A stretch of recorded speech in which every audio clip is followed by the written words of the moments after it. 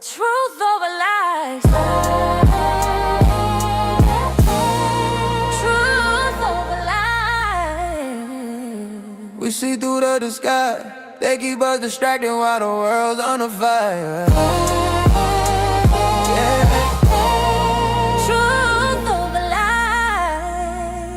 Global game, same plan. If we don't stay focused, we'll never get our land. They talk world peace, while they loading the weapons. Same script, different villains, same global direction.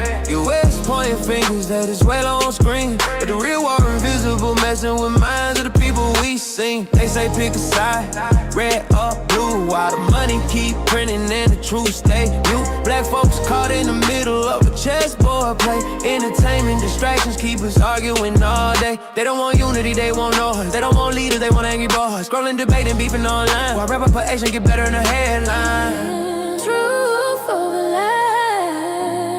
They selling fear on the news. If we don't see the pattern, we'll keep falling for the rules.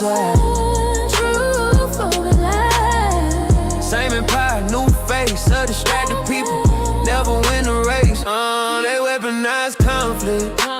Divide the globe. Sanction, invasion, money controls, but tell Black America to stay entertained while generational death never got reclaimed. Reparations ain't charity, it's a debt. Stolen labor, stolen land, don't forget. They want us beefing over nonsense and clout, while the real conversation never comes out. Peace ain't possible without truth involved. You can't heal a wound you refuse to resolve, so we staying locked in, eyes wide open. No distractions, we decoding what's spoken. Focus, they want us blind, unfocused, focus. We too old to be hopeless. No more smoke screens, no more circus shows. Truth over lies. Truth over lies. They selling fear on the news. If we don't see the pattern, we keep falling for the rules. Truth over lies. Same empire, new face, a distracted people. Never win a race.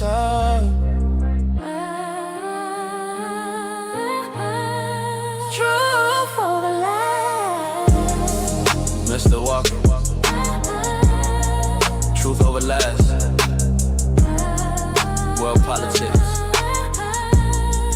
Black focus. No distractions.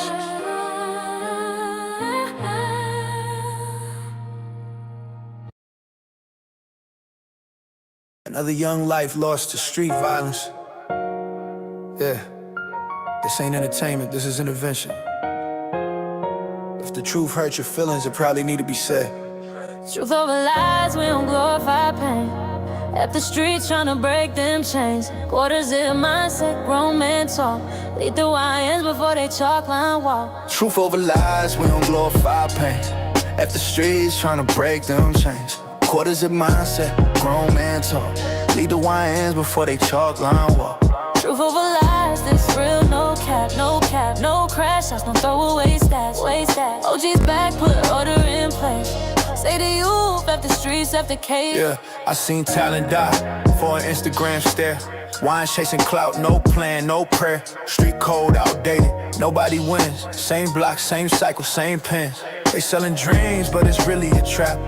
Labels love bodies, they don't love blacks. We need leaders, not shooters with aim. Need fathers and homes, not candles and names. Quarter zip weather, mind on legacy. Talk money, discipline, equity. I ain't judging, I'm correcting course.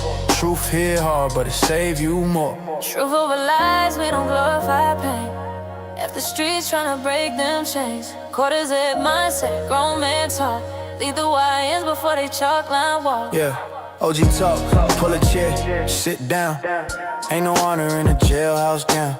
They told you drill was the way to shine, but the real killers is time and fines. They cheering when you crash out young, then forget your name when the sentence come.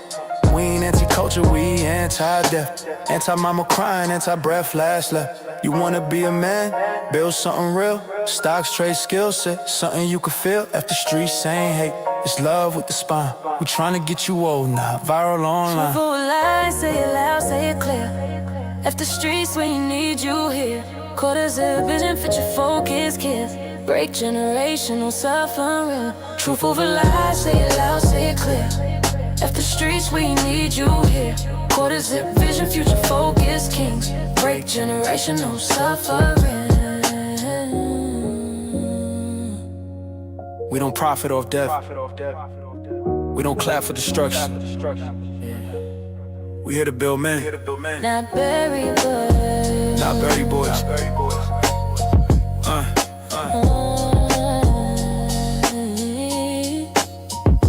Truth over lies.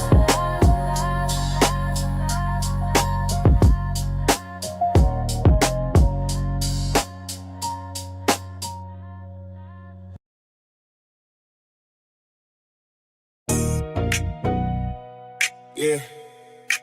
Cart before the horse productions. Gavin X Mr. Walker. Truth over lies. SBC Nation. We in here. We ain't like them, we stay on cold. Truth over lies, yeah, we exposed. From the hood, but we chose that growth. Build our people, yeah, that's the goal. Hit like, subscribe, don't scroll past. Cash App, love, super chat fast. Real talk only, no podcast. Yeah. Truth over lies, yeah, we stand on that. Yeah. Came from the mud, now we cleaning it up. Same block raised us, but we changing it up. No more crashing out, we elevating the mind. Trying to break them cycles, leave that struggle behind. They promote chaos, we promoting the go. Family first, yeah, that's how it go. Married men speaking, yeah, we leading the way. Not perfect, but we building each day. Single mom stresses and playing both sides. Child support courts got a whole lot of pride. But where the structure? Where the fathers at? We ask real questions, they don't know that.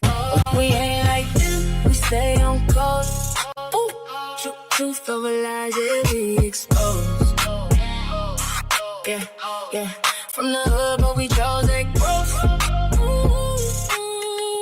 Build our people, yeah, that's the goal.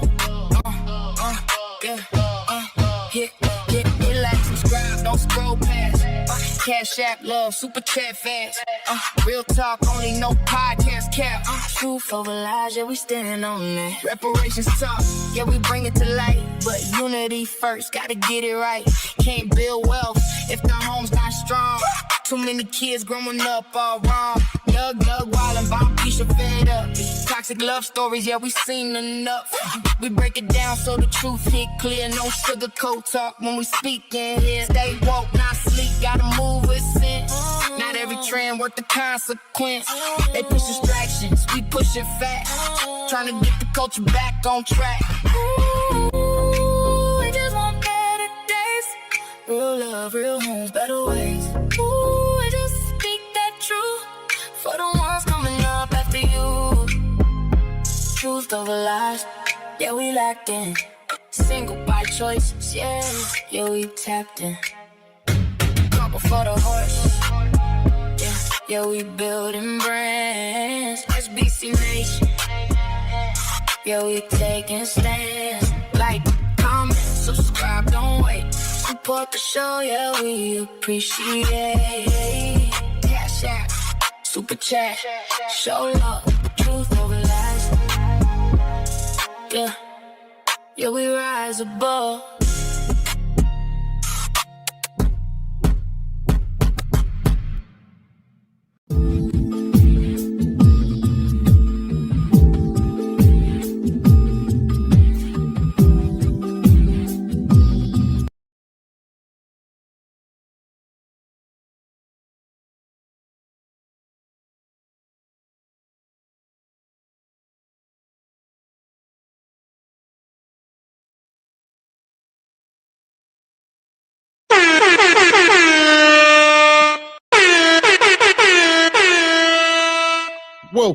Welcome.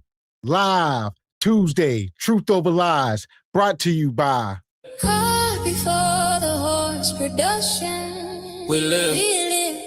Welcome to Caught before the horse production. It's Tuesday night. How you feeling, Mr. Walker? Yes, sir. Come on in. We are back. We are back. Good evening, ladies and gentlemen, El Nug Nugs, and Le Bonquishas. Welcome to Cart Before the Horse, Truth Over Lies, in affiliation with the Bougie Negro Podcast, and also, as all you Negroes know, in association with Ain't No Fun Once the Rabbits Got the Gun Entertainment. What's going on with you this fine Truth Over Lies Tuesday? In the big name of Jesus, you hear me? Welcome in. Truth Over Lies family. Make sure you guys are hitting the like button, hitting the subscribe button. All right, we are exclusively tonight over on Truth Over Lies because it's going to get crazy tonight. Yeah, parental discretion is advised. It's about to go down. Whether or not y'all scared or not, come one, come all this fine May 12th, 2026. As you very well can see, Gavin X and I are very much still in this mix, reporting live to you Jive Chickens with Truth Over Lies. How y'all doing this fine Tuesday? Man. Yeah! Boom, shakalaka! So here we go. We see everybody in the house. We see Sister Ebony in the house. How you feeling tonight? Make sure y'all hitting the like button. There go our Frida Rad sister. Good to see you. Cut the check. It's coming soon. Cut the check merch. Man. So listen, we got a crazy show lined up. It's a lot going on. More than what I knew, but I'm trying to catch up, and I'm sure y'all gonna speed us up on some of this, and we got a lot to talk about. You know what? I have been kind of turning a blind eye, kind of to the political hoopla, all the raging racism and rage baiting. I was going down rabbit holes. Shout out to my Mr. Walker's evening mashups. I started to go down dark holes, man. I had to back up. I was getting too involved. I was getting too concerned with things I could not change. Message. Yeah! Boom, shakalaka! So here we go. We're going to talk about it tonight, though. Y'all see the title in the thumbnail. We talking about the disrespect ends now. So zero tolerance. Let's talk about it. Indeed. Zero tolerance for disrespect in 2026. All the rage and disrespect going on, and now we got zero tolerance. Good luck with that. I'm here for this conversation. I want to see what zero tolerance for disrespect looks like today. I'm very curious. So here we go. Shout out to Oluwa. Been a member 6 months. Says hit the like button on your way in. That part. Appreciate you, lovely sister Oluwa. Appreciate that. And Brother Lee Turner been a member 6 months as well. He says hit the like button coming in, folks. Brother Lee, rocking with us strong. Appreciate you. Shout out to y'all. Yeah! Boom, shakalaka! And as you see on the thumbnail, we're going to get into the disrespect ends now. It's a lot going on in the state of Tennessee. Apparently, Tennessee is a hotbed. And whatever is going on there, it's about to set precedents throughout the country, maybe. So it's something to pay attention to. Okay, indeed. Listen here. Y'all know how we do it over here at Cart Before the Horse Productions. We learn it together, my baby. What's going on in old Tennessee? Huh? So they getting all roused up. What, they fighting over that Tennessee whiskey? What's going on? So we're going to get to it. We're going to make our way there. All right, y'all see the brother on the left? That actually is the brother. He is a Tennessee state representative. So we're going to get into it about him. And this ninja on the right, that's going to be the feature. Make sure y'all stick around. And we definitely going to talk about this ninja, Chubb the Biatch. So we got to talk about it. Who? Okay. Golly. For those of you that don't know, I'll pretty much do blind reactions up here. I may know some things by chance, but yeah, I'm at a total loss. I don't know nothing about Chud the Biznatch. Ain't never heard that one. Oh, here we go. We're gonna start here though. We're gonna start with our own people. Because the first thing, you know, is how we treating each other out here. There we go. We gotta have some sense. Shout out to the Patreon. I'm gonna be dropping more positive content in there in our Discord. Shout out to everybody. Shout out to Stu Peas, everybody in the Patreon Discord. If you have not joined the Patreon, you might want to join it today. But yeah, shout out to y'all, and we gonna get into it. So here we go. I'm gonna pull this up first. All right. It's a black cop dealing with a black man. He says the only black cop on the scene violates my rights. You know I got stories. Let's go. Get a check. You get a crazy check. You get a crazy check. Give me a check, nigga. You get an SSI check. Give me a check. You want one? Yeah. Okay. You get an SSI check. Oh, you know if you want a check, you can make it happen. Make it happen. You make it happen, nigga. Make it happen. I ain't scared of you, bitch. I ain't scared of you. Give us 50 feet. Give us 50 feet. That's not the law. And guess what? Now You touching me. Give us room. Hold on. T, don't do that. Don't do that. Because I'll crash out. You interfere. Don't fuck with him. I'll crash out. You crash out. It's 10 feet, ho. What is you talking about? We did. 10 feet, ho. We deal with you. 10 feet, ho. Crash out. 10 feet, ho. You ain't do nothing yet. You just talking. Out. Bitch, Crash always out. gotta be a black nigga. Crash out. Look at all these crackers. You the only crash out. You the only black crash dude out. in front of all these crackers. Crash out, dude. You a bitch. You say you gonna crash out? Crash out. Touch me again. Come on. Touch me. Back up. Oh. I got you already, ho. Now I touched you again. I got you already, bitch. Stop approaching us. Look at you. Stop approaching us. I could be here. I could be here. Give us 10 all feet. room. 10 Give feet. us all room. 10 feet, ho. Jesus. So y'all see this. I think the cop is being very juvenile. Some woman back there, I don't know if that's his old lady. You see National Guard. I don't know if that's ICE. And he say 10 feet. So you could be within 10 feet of the scene. All right, you cross that 10 feet, now you can be obstructing. But he said, I know, clearly he know his rights. And the cop know that he know his rights, but he tried to antagonize him. Antagonize and intimidate. I hate this. I know this is a thing. I watched it in the making. I've told y'all before when I was at the fire academy, the police academy is right across the hallway. I seen characters like this, brother, and I was concerned because I know how we are. I know how the community is, the community, and brothers like this, they ain't got the right skills to deal with the folks like that. As you can see, this ain't never got to be that. Ain't never got to be that. These dudes be bullied in school. They be undersized, which is the biggest thing. And it's unnecessary, this unnecessary rhetoric they got going on. He's not even positive of his position. He got uncertainty all in his eyes. That's why the brother won't back up. You a target. You about to be a victim, officer. And there you go. And it's like he looked like the brother from Fresh and Fit, right? They say he was a cop before he got into all this. So same sort of archetype when, unfortunately. This is one of the reasons I wanted to become a state trooper, was because I wanted to get rid of this. There's no need for us to deal with each other like this. You can have some sense, but a lot of these cops be cowards and timid, and they hide behind that badge and that vest and that mace, and it gets on my nerves.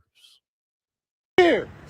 I come here. Give us 10 all feet. room. 10 Give feet. us all room. 10 feet, You don't ho. come walk up on us like 10 that. feet, It's ho. officer safety. 10 feet, ho. Well, we detain you until we get done with our stop. We'll What? detain you until we get done You with our stop. came to me. I've been right here. You Crazy came all the way over there. You came to us. Yeah, nigga acting up for these crackers. I don't give a fuck. You lucky. Yeah. Nigga, why? You lucky. Why? You lucky. Who the sergeant? You the sergeant? This is wild. This is coming off like a damn parody or a skit. I'm waiting for Country Wayne or somebody to pop out the back. Like, and this cop is embarrassed now. He like, you doing this in front of these crackers? You lucky. He trying to pull him close and whisper, yeah, you embarrassing me now. You lucky. You lucky. Shut up. The hell is wrong with you?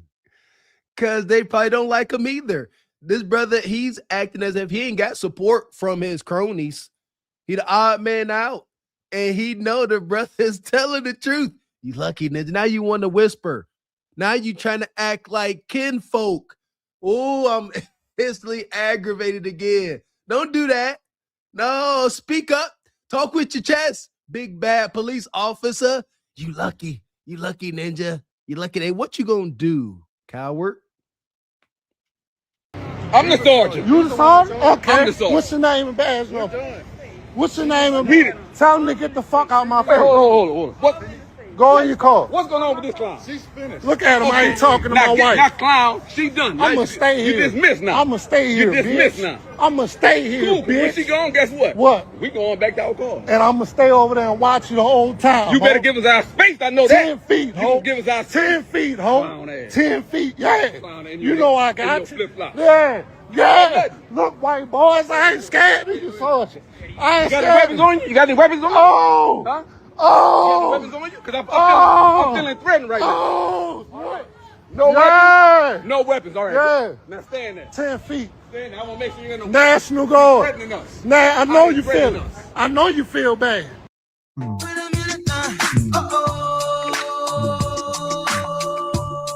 So whoever car they had pulled over, the search was over. They said, we letting them go. The cop said, we leaving. He said, I'm standing here. And he still got a problem. He said, I'm gonna stand here. And then he started frisking them. He said, I feel endangered. So before we drive off, let me make sure you ain't got nothing. He just now I'm gonna emasculate you before we leave. Yeah, I'm gonna put you through this ritual. Let me start frisking you. All right, you lucky. Shout out to my father-in-law. In any situation, anytime you insert pride, ego into it, it's always going to make it worse. And that's what this officer of the law did. His ego and pride is all up front. Yeah, let me pat you down. Let me show you I got authority. Acting like freaking Cartman from daggone South Park. Relax. Look at his bug eyes. He go drink himself to sleep off of this encounter tonight. He raging mad. Hopefully blowed out Becky at the local hole in the wall bar. Let you give her some of them diabolical back shots to take your mind off of it. Officer Doofy. Yeah, until then, we're going to put you in this pit. Yeah, expeditiously. Fuck is you talking about?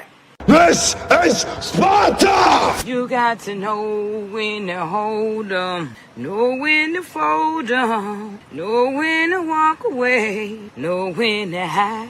You gotta count your blessings. You're sitting at the table. You hear me? Ooh, child, things will get brighter.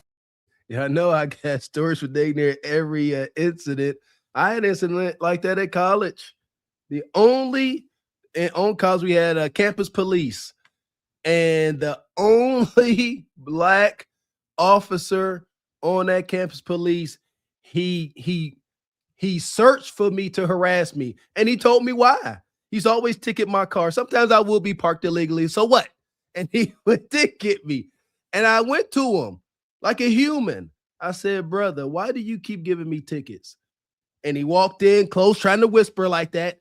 He said, I used to have a car. This is no lie. He said, I used to have a car just like yours. He said, I parked it in Brownsville one day and I never saw it again. He said, so when I see your car, it reminds me of my car. And that was it. And then he walked away. And I just had to eat that. And I had to stop parking illegally. There you go. So here we are, folks. We talking about the disrespect ends now, even when it comes to, us, how we deal with each other, obviously, but even with the other side, right now, it's a lot of racial tensions. So shout out to the brother, I Show Speed. All right. Even he dealing with it. He catching smoke. Salute to the brother, I Show Speed. Blessings to this young brother. Like this dude. He walking through and she flipping him the bird and he looking right at her. And her response is, we trying to eat. So as y'all know, everywhere he goes, mostly he gonna draw a crowd, and there's a whole crowd of people out here yelling Speed and all this. And she said, we just trying to eat. He said, I'm just trying to eat. I can't be responsible for these people yelling and showing up. So now she like, get out of here, Ninja, while white folks eat. Woosah. This is the definition of they hate us because they ain't us. They can't stand the godliness coming off that brother. They can't stand it. Oh, I'm so triggered. This brother ain't did nothing to nobody. He tried to live his best life. Brother clawed and scraped his way from poverty under his own strength and God, obviously, but by his own doing. And this is how you want to treat a brother. That's why I say it. Show me what 0 tolerance for disrespect looks like in 2026. I'm waiting to see it. Here we are. So, yeah. I mean, it ends now. So that's the thing. It's a lot of disrespect going on, but the tone of tonight and moving forward, SBC, Cart for the Horse, Truth Over Lies Nation, it ends now. So whether or not you was tolerating it or not, it's at this point, we talking 0 tolerance. Listen here, man. I'd say take it to do them like silly. Yeah, start putting the hexes on folks. They start middle fingers. Just look at them. I like the way just stare at folks. Just stare at them for about a good 60 seconds plus. Just stare into their soul when they want to do stupid stuff. Because you can't lash out. I'm triggered, excuse me. But she done threw both her fingers all up in that brother's face. See what I'm saying? What if you would have smacked them down and damaged her wrist? Well, yeah, he would have been facing a lawsuit, so he can't do that. So that ain't the move. Like you said, if you're a regular ninja, somebody maybe a bum on the street, but somebody like him, that's what they want. So they can take you to court and you be done pay her $20 million. At bingo. And that's why it's so, because they know that. She's very much aware. Oh, old Becky, she knows those are war tactics from her grandfather, her clan ancestors. She know exactly what she was doing. You exactly right. She was hoping for that. She'd been paid in the shade. Hell! And as y'all can see, this is not even in America. So this is when he was over in Europe somewhere, maybe Spain or, Portugal. Who knows where he's at during this? Italy, who knows? But he's somewhere in Europe, doing when he did the tour over there, I think. And this is what he's dealing with in other countries. Let's get this understood. The disrespect don't end here in America. Y'all see they treating him the same. And that's why he do like, all right. But he like, look, dude, and the other people at the table back there laughing. So I don't know. They antagonist, you called it before mistakes. They know this brother got money. And back to our lessons. Don't be predictable. Don't let us not wear our emotions on our sleeves. Easier said than done in these situations. However, shout out to Sister Ebony Dean. You got to check these folks. And a conversation, good stern looking eyes will do just fine. I get so aggravated with this. That's fine. He said she gave me the middle finger. His response was, that's fine. It ain't fine. That's the problem. That's why we having this conversation. Because what your woman did ain't fine. Talking about it's fine. Very white of you. Wicked work. And shout out to Brother Ryan. Drop $5 in the cash app. He says they like us until they don't like us. OJ. No doubt about it. Appreciate you, Brother Ryan. Man. Hell! So shout out to the brother Speed. He is a young, confident brother, standing on business, young man, only 22 years old. But he's, his mom kicked him out the house when he was 14. So he been doing this. And he got bodyguards with him, as y'all know, them big old 6'6" brother. And he like, they know what to do if one of y'all jump stupid. So y'all gonna respect me. I don't care. And the dude like, all right. He got a desired outcome. Blessings to the young brother. He told him, he said, tell her to act like she got some home training. That's how you do it. You got to get real snarky with the digs. Like, it's all right. But next time, control her and tell her when y'all come out in public, act like she got some home training. All right, until next time. Back up, y'all. Back up. Get out the way. Get out. Get out. What the fuck is this? Come on, man. You are the best. Come on, man. Oh, shit. What the fuck? You right away. I'm shout out to him. He's very dramatic. But nonetheless, the other thing is they are mad that it's all white folks out here. It ain't a bunch of ninjas out there cheering for him. It probably ain't one ninja, in fact. saw, European white folks, and they like, who is this ninja? That's most folks' response when they see him is, who is he? Even my wife was like, who is he? A lot of people, he just a, content creator, put the work in. A lot of folks like, all right, was he in a movie? Did he play basketball? When they see a ninja, where you get your fame from? This is what he does. He is him. He's a blessed vessel. He is the stone that the builder refused type ish. That's what it is. And you're right. These older folks, they're enraged that their kids and grandkids are idolizing this brother. They can't stand it. Look at their kids and grandkids all to the left over there trying to reach and get a touch the hem of this brother, and they rage and mad about it. It's unfortunate, huh? Your kids' heroes ain't what you wish it was, huh? Becky and Billy Bob. So we're going to take Becky and Billy Bob and put them in the pit. 2 foots. Madness. Fuck is you talking about? This is Sparta! You got to know when to hold 'em, know when to fold 'em, know when to walk away, know when to hide. You gotta count your blessings. You're sitting at the table. You hear me? Ooh, child, things will get brighter. Ooh, we coming in hot this Truth Over Lies evening. That's what's going on? Y'all disrespected folks like that, stateside and abroad, huh? All right, time to get enraged. Let's go. So here we go. Make sure y'all hitting the like button. Like he said, we talking about zero tolerance for the disrespect. But here's the thing. We got to stay out our own way. This brother here done walked into a biker bar as the only African-American. And I don't know what happened, but it went left. Sound like something I would do. What we got? In Fort Wayne, Indiana. Beat that fucking nigga up! Beat him! Beat him! Hey, you're paying your tab, fucker. You're paying your fucking tab. You're paying your fucking tab. Let's just stop. This big old ninja, he appears to be a working man, maybe a truck driver. Where all my truck drivers at? All right, he got the high vis on, and he done stumbled into a biker bar, and they talking about pay your tab. I don't know if he's trying to skip out on the tab. I hope not. And dude said, pay your tab. And I don't know. Yeah, if he try to walk out on his tab, that's you wilding. Like, come on, you can see the crowd ain't too fond of you. And now you want to go in. I don't advise conjuring up them kind of demons. You got to stay morally in the right in these situations to have a chance to have a desired outcome. But when you out there and you trying to just be Billy Badass, you know what I mean? You playing with fire now. Or, like you said, or he did pay his tab. I mean, we can't just take this white man's word that's just yelling something across the room.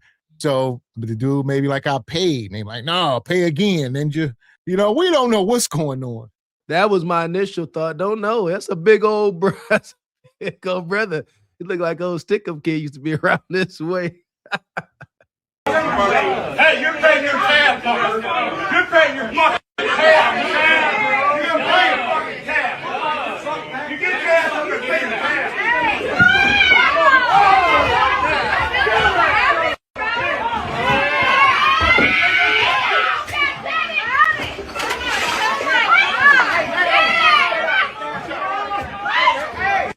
Beat that motherfucker.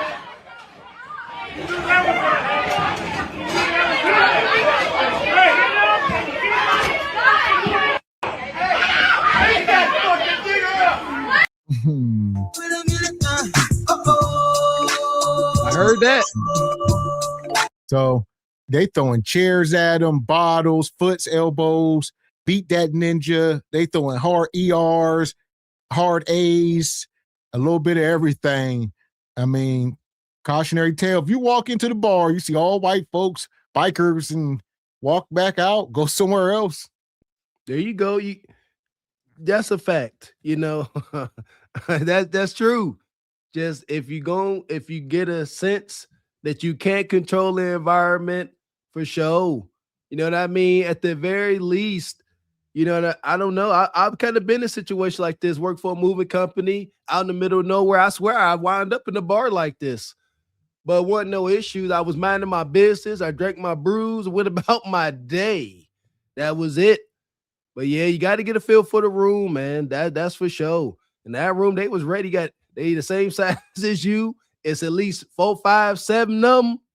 You know they with the smoke. They cowards when they by themselves, but they bad as heck when they in groups. Yeah, I don't know. This is tough.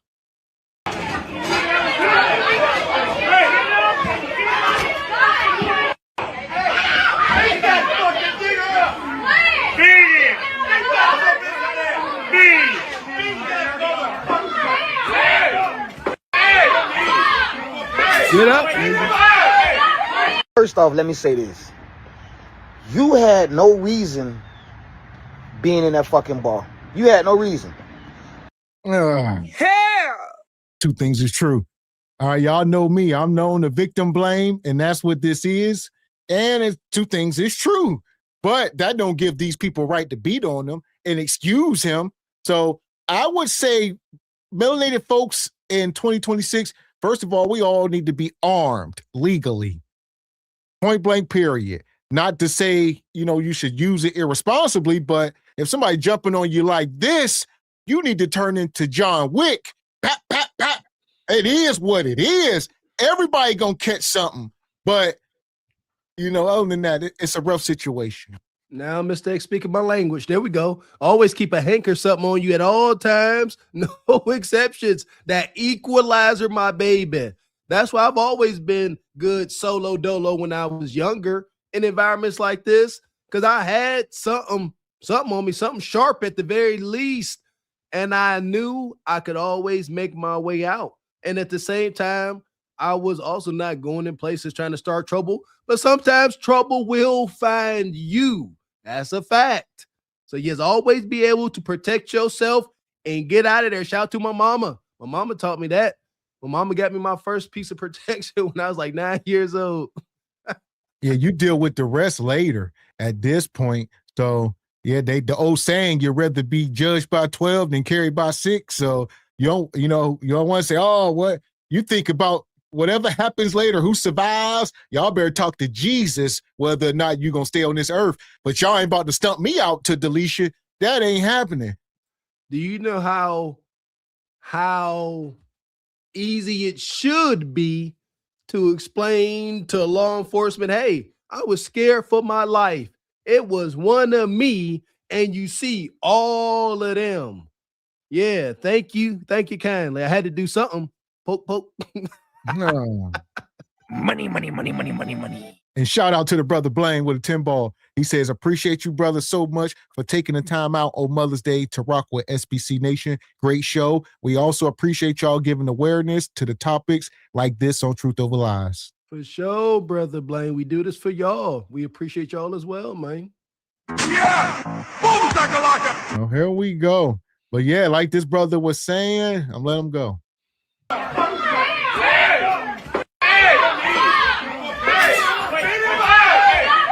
First off, let me say this. You had no reason being in that fucking bar. You had no reason. I know black people feel like we could go anywhere whenever the fuck we want to. But the reality of shit, we can't. And this is one of them grand examples of why we can't go wherever the fuck we want to. Now, I know this shit will trigger you, make you mad, make you want to go out and go crazy. But this the reality that I be trying to tell y'all. It's your emotions, it's your mental, and then there's reality. This is reality. Just like if one of them came over to where we at, you know what? I'm not even going to use that example because we done became so docile that if one of them did come over there where we at, we trying to show love and teach them everything we know. Facts. But when we go over there, this the first thing that happened. This the only thing that happened. We don't get taught shit. We get taught a lesson to keep our black ass from over there. Now y'all sit with that for a minute. And there you go. He ain't saying nothing but the truth. You know, whether it's right or not, it is what it is. We need to start reciprocity. Treat people how they treat you, eye for an eye, all that good stuff. So if people treating you a way, treat them the same way, equal or more, however you want to go about it. But don't, meet them with kindness. If they say don't, you go in their bar and get stomped out for the most part. That happened recently here where we from. A brother got stumped out in the bar. He got beat on by some white folks for like a half an hour. Barely survived. All right. The people got arrested, granted, but yeah, this goes on. So you got to stay frosty. And that's another thing, unity. I agree, Mr. X. Reciprocity, reciprocate the type of energy they giving minus the hate. I think that's our disconnect, right? If I'm figuring this out in real time. Like, we don't have any hate for these people. They have a raging, undying jealousy and hate for us. So when we walk through the door, it's automatic. You see what I'm saying? But when they come through our door, we like, you know what I'm saying? But we got to change the way we got to change. We all, including myself, like, no, it ain't about hating them. Hate don't get us nowhere. It's about protecting what we have, protecting our energy. Plain and simple. So they come in, hey, you know what? Just how they would say that, might be best you go somewhere else. What they gonna call it? Racism? So it is what it is. But like he said, we too welcoming. White folks come in the bar in the hood. Most times they with somebody. So there ain't just gonna be some one-off white person in the hood that don't nobody know. All right, people gonna start thinking you a cop and all that. So normally they in there with somebody or they a fiend, and if they a fiend, they know people and they whatever the case. So white folks don't typically just stumble into a hood bar randomly. And y'all are these biker gangs, biker groups, whatever the heck they think they are. They do think they got wild authority. I've seen instances where bikers will be on the road and they will check a guy from passing them on their motorcycle. Like, that's wild stuff. See, I don't too much like these biker gangs because they think they tough. They'll try to check you on the road. Don't pass me, boy. I wish a ninja might.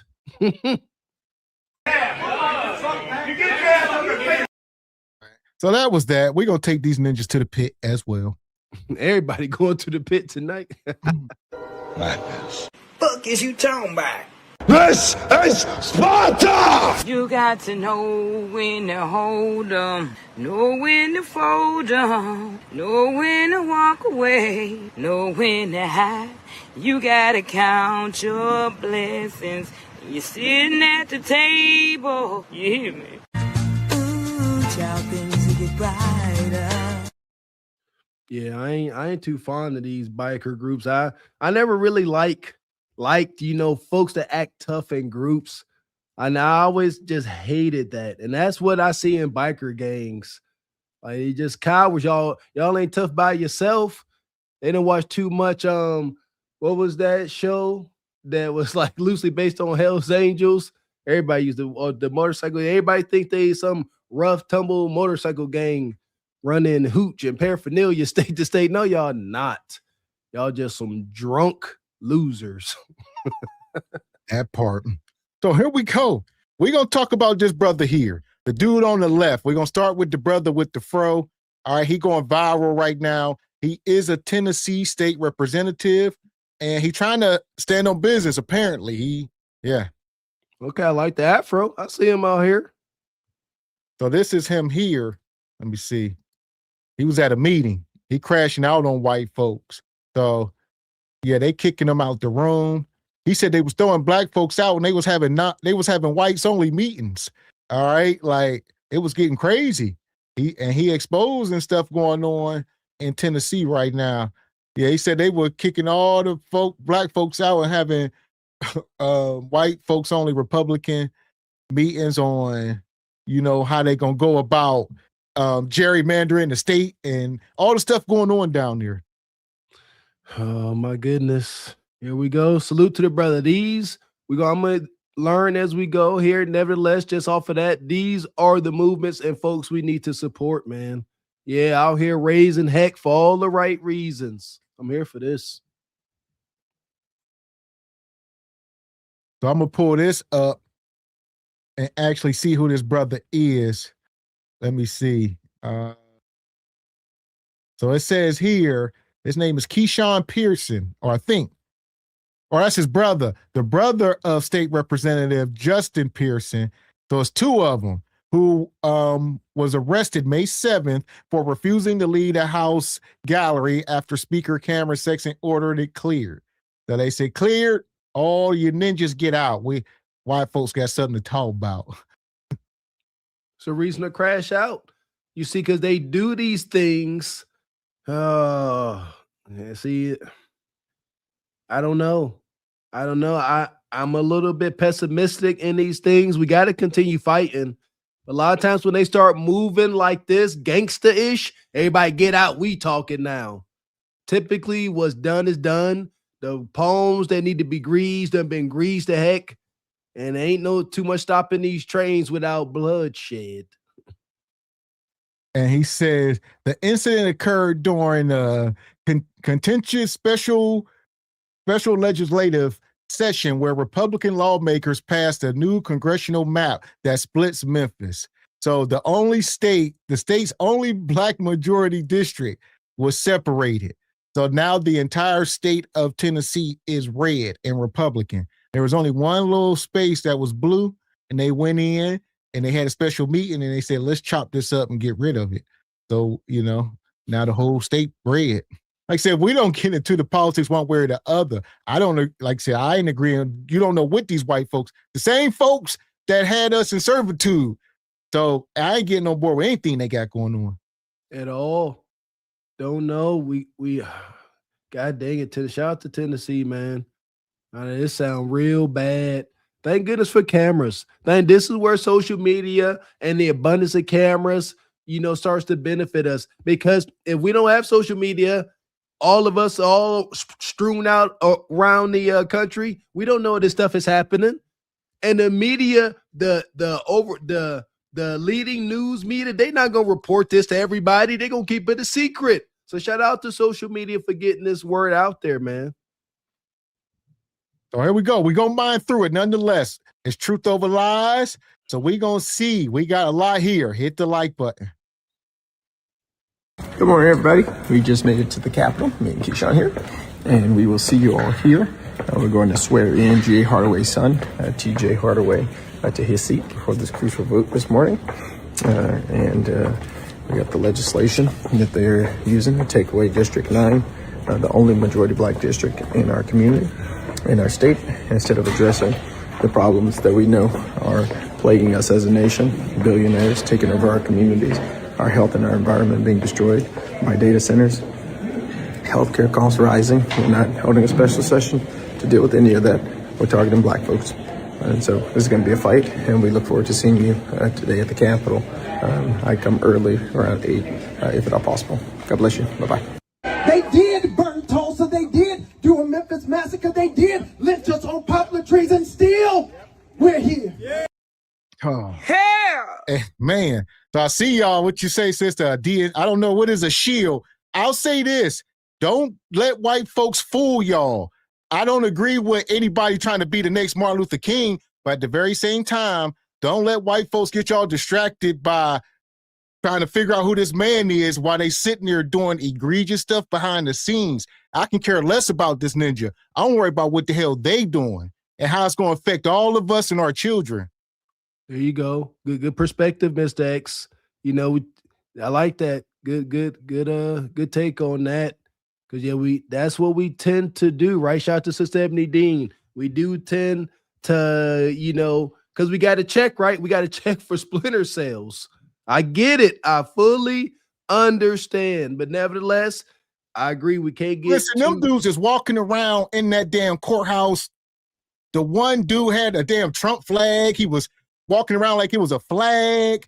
Like they in there wilding in there, and we gonna get more to it. This goes into the feature tonight with this ninja on the right, this Chub the Biatch. Same stuff going on in Tennessee. So it all goes hand in hand. I don't know who this ninja is, but I know what's going on. Okay. I'm learning, man. Yeah, we I understand we can't get too hung up trying to analyze the characters at hand. We also got to see the grand picture. We always got a tall task ahead of us. We're gonna see. My anxiety is going up. And shout out to Project Leroy. Says nope, he better ask the immigrants to fight for him. Shout out to Project Leroy. Here we go. And Miss Oxford Smile says 100, Mr. Gavin. Appreciate you, sister. Listen, y'all better wake up. I would say that. Stop focusing so much on individuals and see what the play is. There we go. So our message to the white supremacists who have decided that we somehow have lost. Yeah. That this is finally the nail in the coffin. We hear the echoes of our ancestors who have still made real the ideals of the Constitution written on that parchment of paper in our blood, that y'all, we the people. The reason I love those 3 words aren't because they old. It's because it sounds so black. We the people. We the people. We the people. We the people. And there's the problem. I think, like you said, I don't see a problem with people having an issue with this guy. Maybe he is taking advantage of the opportunity to sort of put himself in the front. That might be it. But there is real stuff going on, like you say, just with the voting rights and like all the gerrymandering going on. They setting this stuff up for a bigger play. So we have less and less rights, as y'all can see. I mean, they got to vote every 25 years to make sure we got the right to vote again. This stuff is not permanent. And right now, they trying to remove it. Honey said, hell. So don't know what that means. We going to shout out to Rachel. She dropped something in the email for us. So we going to finish mining through that because it's a lot there, but we need to wake up. There you go. And I feel y'all. I can't stand, when they get up there, start, sounding like a pastor. Ha! We are the people. Ha! We are going to rise above. Ha! I get it. I fully I can't stand it. Like, why you got to be up here performing and putting on? I get it. But yeah, everybody get your good radar system out. We can't have tunnel vision. We got to keep our peripherals, baby. Keep your peripherals intact. That's it. Because unfortunately, this is the majority of our people, whether we like it or not. Like you said, we don't agree with this guy, but if we are FBA, we need our numbers. So we can't sit here and say we're going to do away with 80% of our people. Granted, 20%, we'd be 20% strong. That's still a few million. But the majority of folks are still on this damn train. And right now, we got to figure out a way to get up in the cockpit. We need to be steering the ship. That's the problem. All right, we can use the bodies. They just got the wrong people steering the ship. There we go. We're trying to sort it out. Shout out to Carpet for the Horse Journalism. Whatever information y'all got on the brother, drop it in the discourse, in the Patreon. Yeah, let's learn. Let's see what his brother is. We the people. We the people. We the people. We the people who believe in fairness and justice and equality. We the people who know that the best days for Tennessee are still ahead. We who will not bow down. We who will not quit. We who will change this state and this nation and this whole world, because that's what our ancestors did. We the people. We the people. We the people.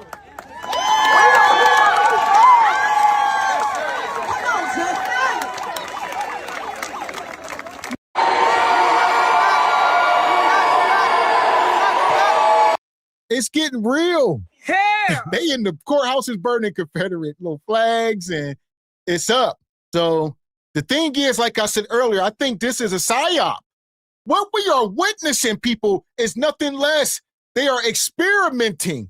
And they say, okay, it's working. Like I said, we're going to get to this chub, the biatch, all this stuff that go on. They trying to see how far they can push the envelope and say, hell, we might be able to put them back on the plantation. We don't know. I'm sorry, not sorry. I truly believe all that was Cootie's 19 was just that too, a temperature check.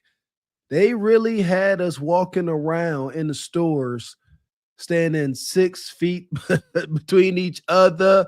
They start making aisles one way, and we start following suit like rats in the maze.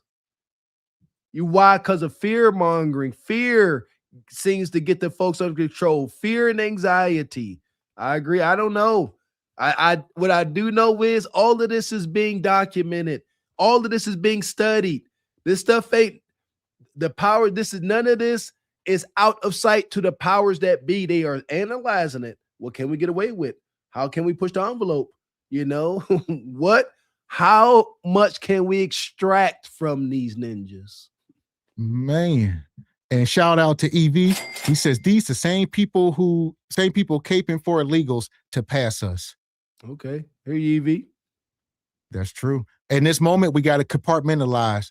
What are we fighting for now? They fighting for black folks. All right. They trying to remove ninjas, like you said, about the paint. Like I said, with the whole gerrymandering, I'll pull it up here in a second, but two things is true. We got to focus on what we're fighting for in this instance. There we go. Got it. Yeah. Yeah. I'm learning, baby. This is intense.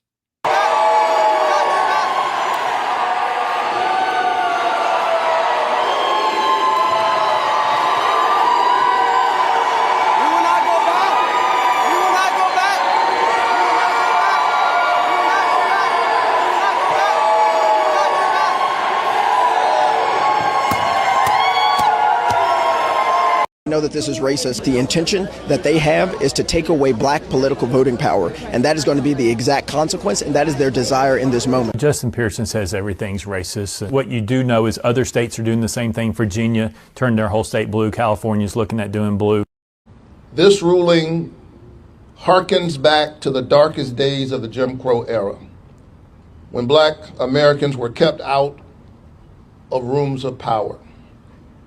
This is one huge step backwards for racial justice and for the health of our democracy. With this decision, coupled with the continued erosion of the Voting Rights Act by the Supreme Court, the voices of the American people are being further squeezed out of their democracy.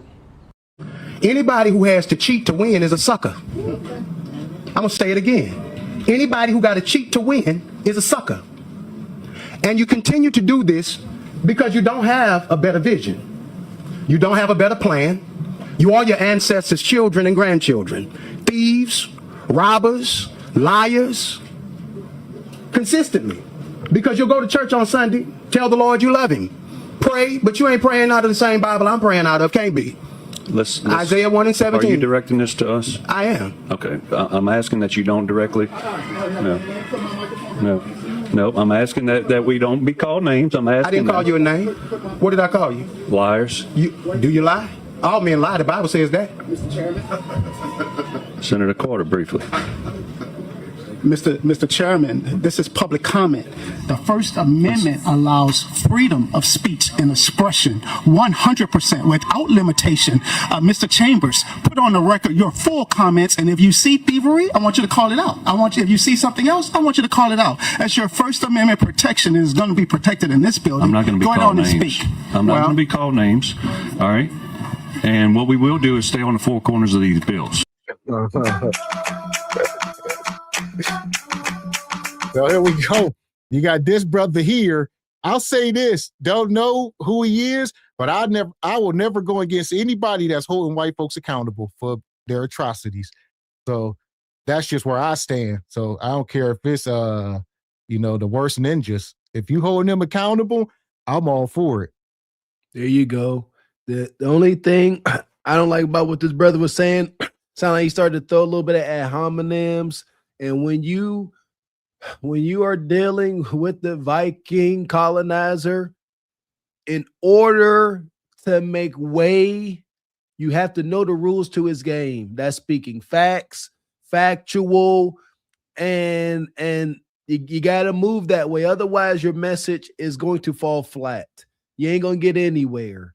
I don't like it. I can't stand politics, y'all. No, Gavin X now, we're political atheists. We couldn't give a rat's patootie about what's going on as far as, how most people, all into politics. We do care. We care about how it affects our people. But we learning here. But I agree. He's somebody applying pressure to these folks, not letting them go in the cost it. Shout out to my defensive coordinator. Don't let them go in the cost it. Just we gotta check them. These folks seem to be doing some kind of checking. Hey, here for it. That part. And shout out to my guy TJ. He says the next step is to repeal the 13th Amendment, but Clay and Meg is more important for blacks to focus on. Good luck, ninjas. Shout out to brother TJ coming in hot. The 13th Amendment, huh? I gotta see what that is. Shout out to you, TJ. We trying. We doing our part over here. All right. So, yeah. Yeah, I'll admit, I am very ignorant to political madness. My pessimistic side says, what can you do about this?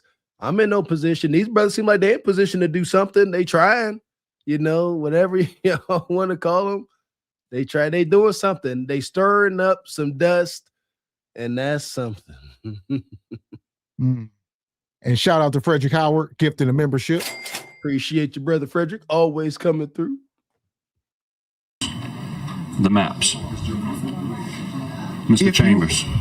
If you are taking something from black people, which means we have congressional representation, am I going to be allowed to speak? Yes. Your mic is on. Okay. If you are taking seats from black people, which we are entitled to by the Constitution of this country, then you are a thief, in my opinion. There you go. So yeah, like TJ was saying about the 13th Amendment. Yeah, that could be. I see Brother Darwin. There's a whole documentary on it. If y'all haven't seen it on Netflix, it's called The 13th. All right, it's how they transition, slavery from the plantation to the prison system. How you lose all your rights as a prisoner, but now, you don't want to go back to what it was. They had to make all these extra amendments for black folks after slavery. There was only, how many was it before then? Just a few. And then they had to create all these many more for black folks so white folks can try to treat us kindly. And see that? Try to treat us kindly. This is why I lose. I got no hope in our daggone political system. Absolute zero. Just the word gerrymandering is the political manipulation of electoral district boundaries to give one party group an incumbent or significant unfair advantage. The fact that these are words and terms to deal with politics, how? And here's the thing, like the guy was saying earlier, they all do it. So it's not something that's just mutually exclusive. Like he was saying, Democrats do it. That's why I said we ain't on either side. I'm just worried about what affects our people. And unfortunately, they on that train of vote blue. And hopefully we can get more people off of it and just in the middle somewhere. So I don't think we need to be on either side being manipulated. But, like he said, you go to states like Virginia and stuff, and they're doing it just with the blue side. They're trying to gerrymander. So it's always them trying to, every few years, they're trying to split up districts and recarve out the map. And all right. So, because the problem is with black folks and white people notice that we are concentrated in specific areas throughout the country. So with us being so concentrated, they had to come up with this stuff, gerrymandering and all this stuff, to give black people a fair opportunity when it comes to, people trying to run for these offices. So instead of when they making these little districts and, all right, we know all the black people is here, so they're going to carve this out. This is the black section. This is where they vote. But now they're trying to say, no, we going to carve it out this way. We're going to make y'all have to vote with all of us. So it's going to water the pool down. It's a numbers game. And the bottom line is, we live in concentrated pockets, especially in the South. And, it's only to try to make things fair, after slavery, because stuff still to this day ain't fair. And, they say, okay, there's no way a black person, there's no way there will ever be a Jasmine Crockett or any black person that could run for any of these offices if they had to run against these white people in these white counties and these white districts, because the numbers are overwhelming. We just don't have enough people to compete with the voting numbers. So they have to, do certain things. It's a lot, dear. My goodness. My goodness. Appreciate you, Mr. X, for that insight. I don't know, man. I don't know. Yeah, you would never get a vote. That's why it is important. Because if they have a day way, they're gerrymandered. That's why I say it's a psyop. They say if we can get away with it here, we'll start doing it there and there. And then y'all won't be able to compete. And then white folks will be in charge of everything. What we gonna do? What we gonna do? I don't know. I'm here learning. And I'm entitled to that opinion. I will not be and called any a thief. senator, if you're offended by it, that's on you, not me. Right. Now, if that triggered you, Senator, then you should go to bed tonight, and when you go to bed tonight, talk to your God and ask your God to change your heart, because that's conviction right there. Conviction. That's what it was. It did something in your soul. It made you feel something. And that's what happened when black men show up. When black men with courage, conviction, and righteousness show up, it triggers something in you. And you feel a way about it. So you try to limit us, you try to steal from us, and you think that we don't understand it. Every one of the black men we put up before you stand head and shoulders above every one of you on this committee. And you know it. And it does something in you that makes you feel inferior. So then you come with these white supremacist tactics because you have the numbers, but you don't have the courage. Because if you were really visionary leaders, you'd run against these black men with fair maps, and you'd get your asses whooped. So there you go. So they could manipulate the maps however they see fit. You know, they sit near these men in these whites only rooms. Like he said, they had a whites only meeting where they sat back and started chopping up the state. And there was only one district in the whole state of Tennessee. It was only one district left that was blue or black, as they say, the black county, majority black people. But they say we're going to gerrymander it and slice it up. And now we're going to enter those black people into this pool with all these white people. And let's see, you know, they got to vote with us now and they can't compete. Salute to these brothers for standing up to this madness. Salute to this brother here for at least raising heck. He told him y'all feel inferior. May be true, but he's still gonna sit there with that pen and that paper and do what the heck they gonna do. Inferior, insecure, little meat syndrome and all. They don't care. White man don't give a dag. He goes, yep, I'm all that. So there we go. We talking about gerrymandering, like we say, is the practice of drawing voting district boundaries in a way that gives one political group an advantage over another. Its main purpose is usually to help political parties, incumbent politicians, or a demographic group gain or keep power. So the term comes from the 1812 district approved by Elbridge Gerry. I don't know who that ninja was, but nonetheless, it come down, the common goal is maximizing seats won. A party can win more legislative seats, even if it gets fewer total votes statewide. So instead of it being a statewide, we're going to pour you into this pool with the whole state. There's different districts because a lot of black people don't live on this side of the state. So they would never get votes. They live in this district, so this is their district. The black people won't represent themselves in this district. But they say, no, we going to chop it up. And they got to vote with the whole state or with this side of people. And, you know, they're going to dump all these white folks into the voting pool and dilute it. Now, before they tried to do this, I seen the before and after of the state. And like you said, it was only a very small portion off to the side that was blue. Now it's even less of that. My point, it seemed like something like this, given these terms, it seemed like it was inevitable that at some point they was going to try to claim it all. We only had like a little go. I was going to say, if you probably seen a timeline of that map over the last 60 years or so, you will see it all sort of keep going red, red, red, or whatever the case is. Like you say, right after civil rights and all this stuff, they was trying to balance the scale a little bit. And now they just simply trying to take power back, like gentrification, if you will. So my point is, I believe we can't let it get to this point. Look like Tennessee was already extremely compromised and primed for this. So other states, there you go. Spread the awareness. Now, don't let this happen to other states slowly but surely. Yeah, Tennessee look like it's done. They keep fighting. They got that little small corner. I just don't see how they dig from up under this, knowing all the white man's wicked political ways. I don't see how this gets any better for Tennessee in the short term, at least. That's it. So it says protecting incumbents districts can be drawn to make re-election easier for current office holders. All right. Weakening opposing voters, says this is usually done through two major tactics. We got packing and we got cracking. So packing, concentrating the opposing party votes into a few districts, they win overwhelmingly. So, and then cracking will be what they're doing now, is split up the opposing votes across many districts, so they lack enough numbers to win. They packed them. They packed them all over to that little corner, and then they cracked them. Huh. There we go. They got some crazy words. Yeah, look at gerrymandering. Look how they got that one. The term gerrymandering comes from the fact that Elbridge Gerry that looked like a salamander on a map, leading to the name gerrymandering.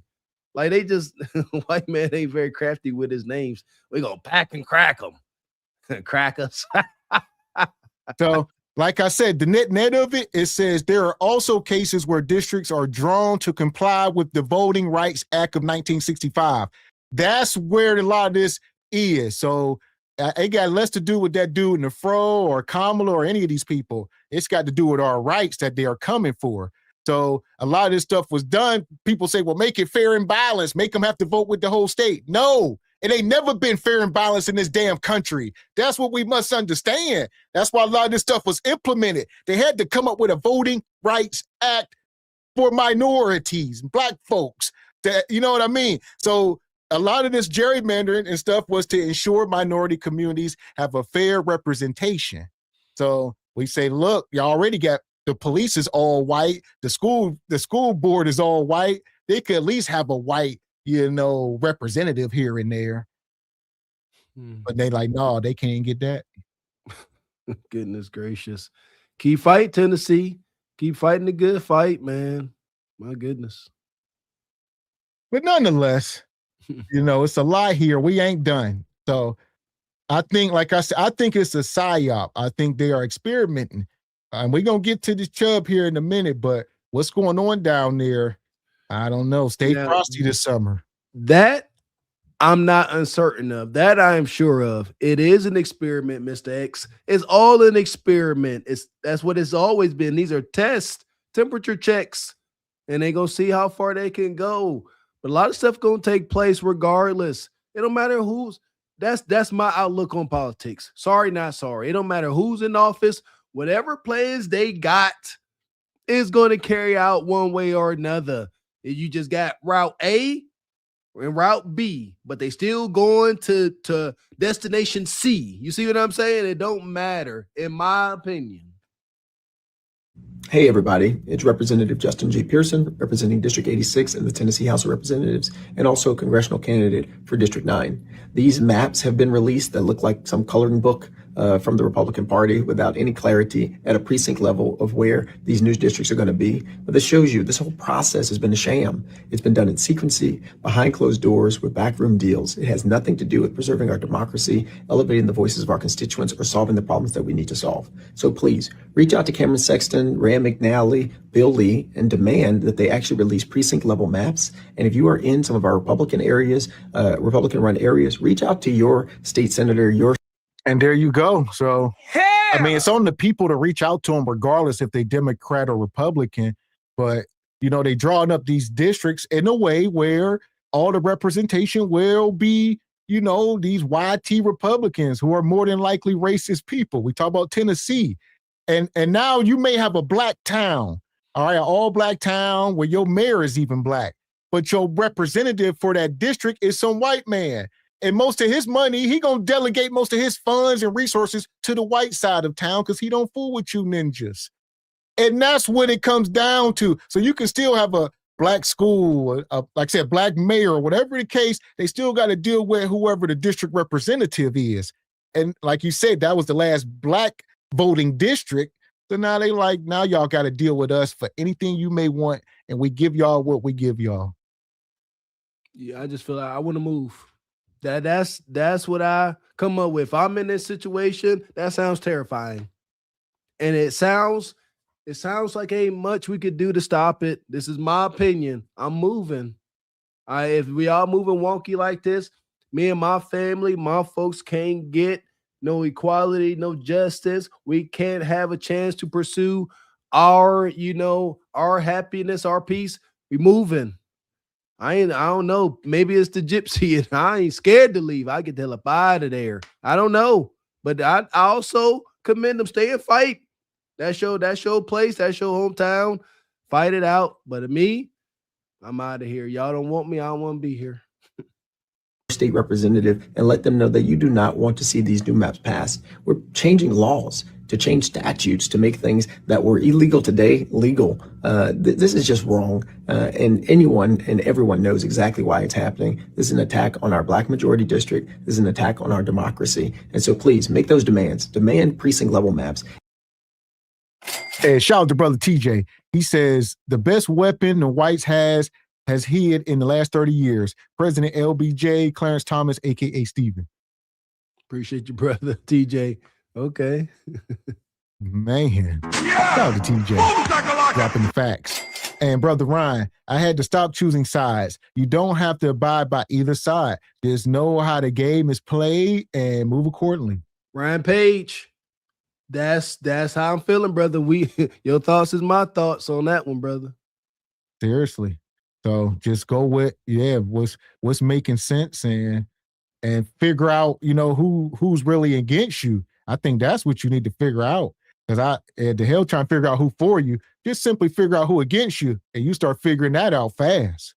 Yeah, I'm starting to understand the Walker household. We kind of extreme. We are actually going to get into homeschooling this upcoming year. I don't trust none of this system. We know too much. I truly feel and believe that trying to make this tainted system right is to some degree a goddamn waste of time and life and energy, man. We know the rules of the game, and it's rigged against us in a major way. I think we need to just remove ourselves from it. That's my thoughts. I mean, it's like religion or anything else. Like you said, people try to make you choose a side, even in the streets. It reminds me when I was hitting the streets, I'd never been part of no gang, but I've had friends that's been a part of gangs and stuff, but that just was never my thing. I never wanted to fit in and anything like that and, be up under people and having to, be somebody else's puppet. No, I always had my own mind. And that's why me and Mr. Gavin X get along quite well. Exactly. I ain't outside influence mean nothing to me. Shout out to the loners out there. Shout out to all the stones that the builders refused. Man. And brother Ryan gifted a membership. Appreciate you, brother Ryan. And shout out to Ryan Come Back, says it's going on in Georgia and Alabama too. My goodness. I guess. And also Louisiana getting wonky. All the southern states. And it's my understanding that the great migration from us Black folks moving from the South up north, now we all trying to go back down south. And this is what they doing to the southern states. Kind of alarming. Because the thing is, when we are moving into certain areas. Yes. So we ain't spread out. Majority of these states are still white folks, but if you go to Georgia, we mostly in Atlanta, some of these places. But, white folks are still around. They just ain't in the concentrated areas where the Black folks are. Oh, no, man. Nonetheless, it's a lot here. Hit the like button. Too much. And demand that state representatives and state senators vote against this. Thank you all so much. We remain in the fight, and please continue to stick with us. Bye-bye.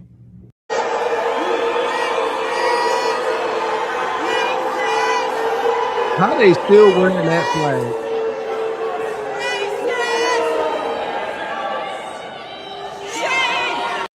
And that's just what's going on. They in the courthouse fighting. And these are the people that represent some of these districts. You understand? So if you some black mayor in some black county in Memphis somewhere and you need funding to help redo the roads and some more money for the school or whatever the case, and you got to go deal with this ninja. Man, this all I need to see. That's it. You still supporting that orange buffoon? And that's being nice. You crazy. There's no negotiating with these evil people.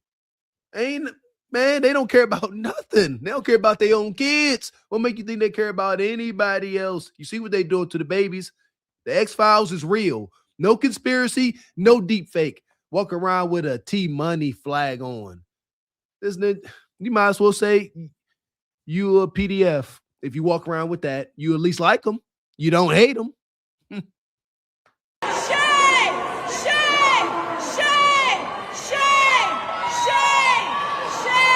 I ain't got the patience.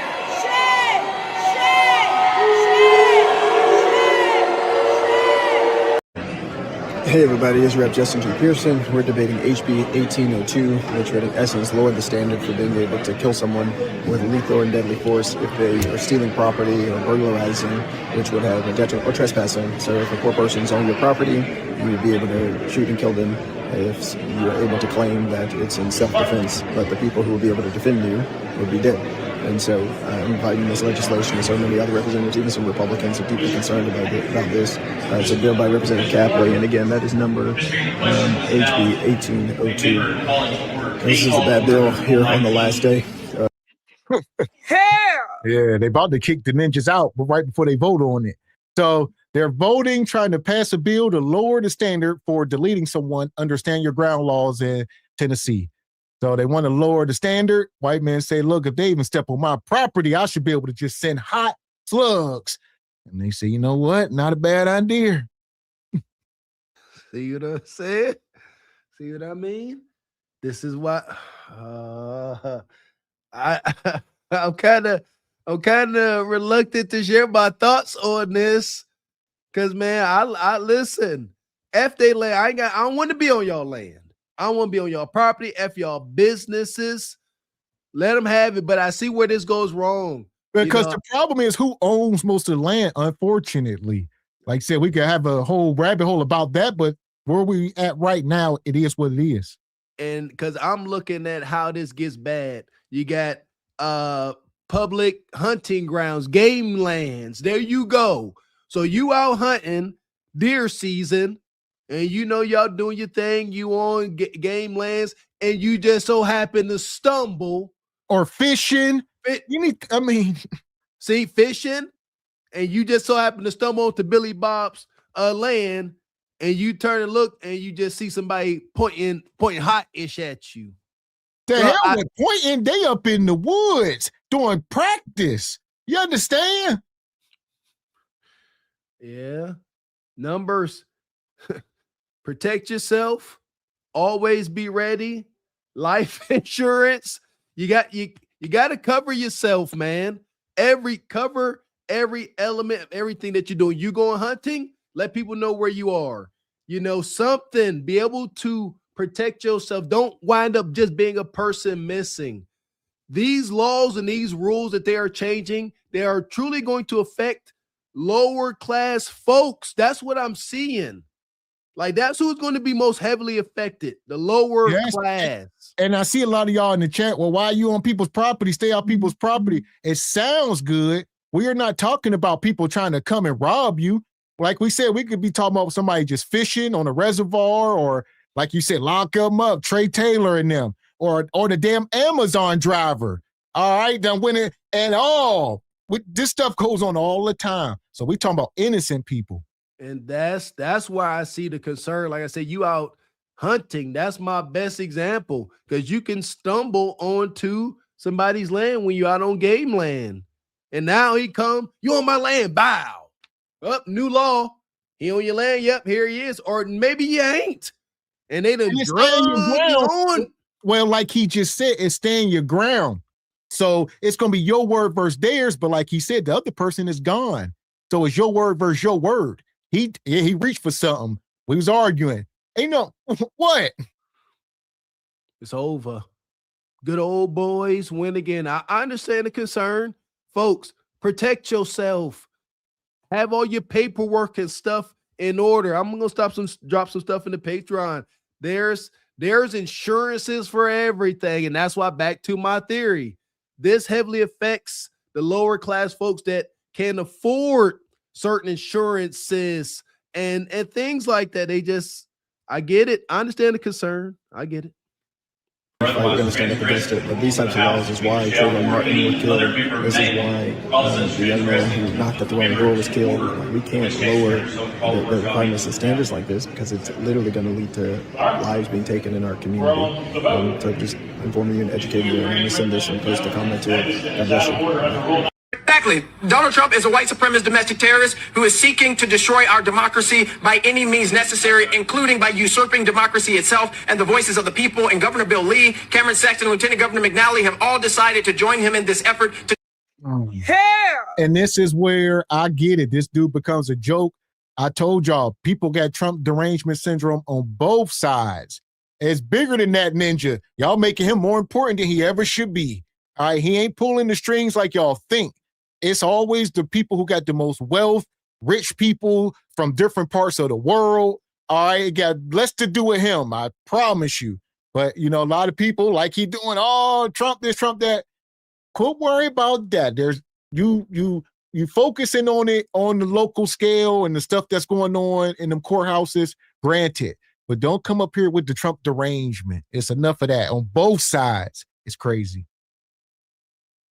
Destroy our democracy, to take away our voice, and to attack black people and black representation. And that's wrong.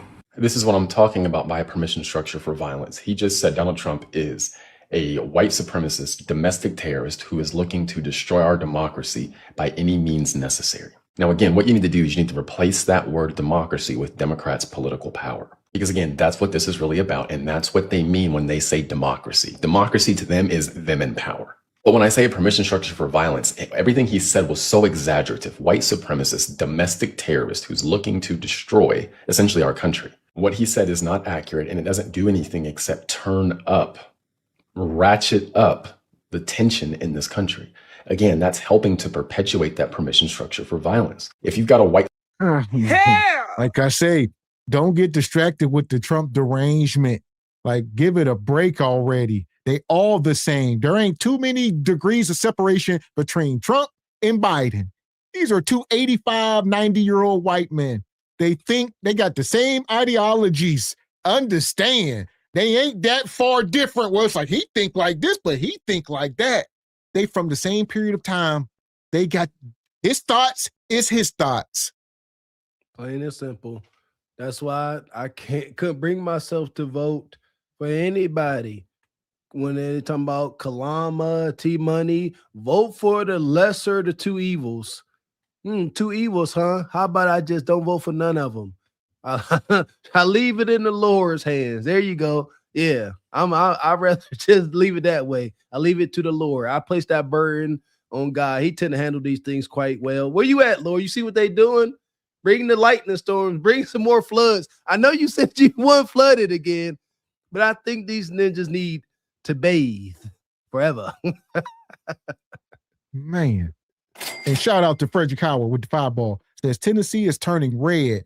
Turning red. Nowhere to go now, Bonquisha. Keisha Rat's community is getting thin. Goodness gracious. Appreciate Gender you. war, baby. It's going down. God damn. And Rachel with the 10-ball. Says after Mike Brown's 2014 deleted by cops, Flint, Michigan didn't elect the first B-Dub mayor, Karen Weaver, till 2015. Black people had all white local government and didn't vote till the next year. Shaking my head. There you go. Shout out to Rachel. Appreciate you. I see a lot of folks saying that, and I believe I'm on that. Vote on the lower levels of government, right? I'm here for that. I truly believe that's where we can start, but all this trying to the president and all that. Well, there you go.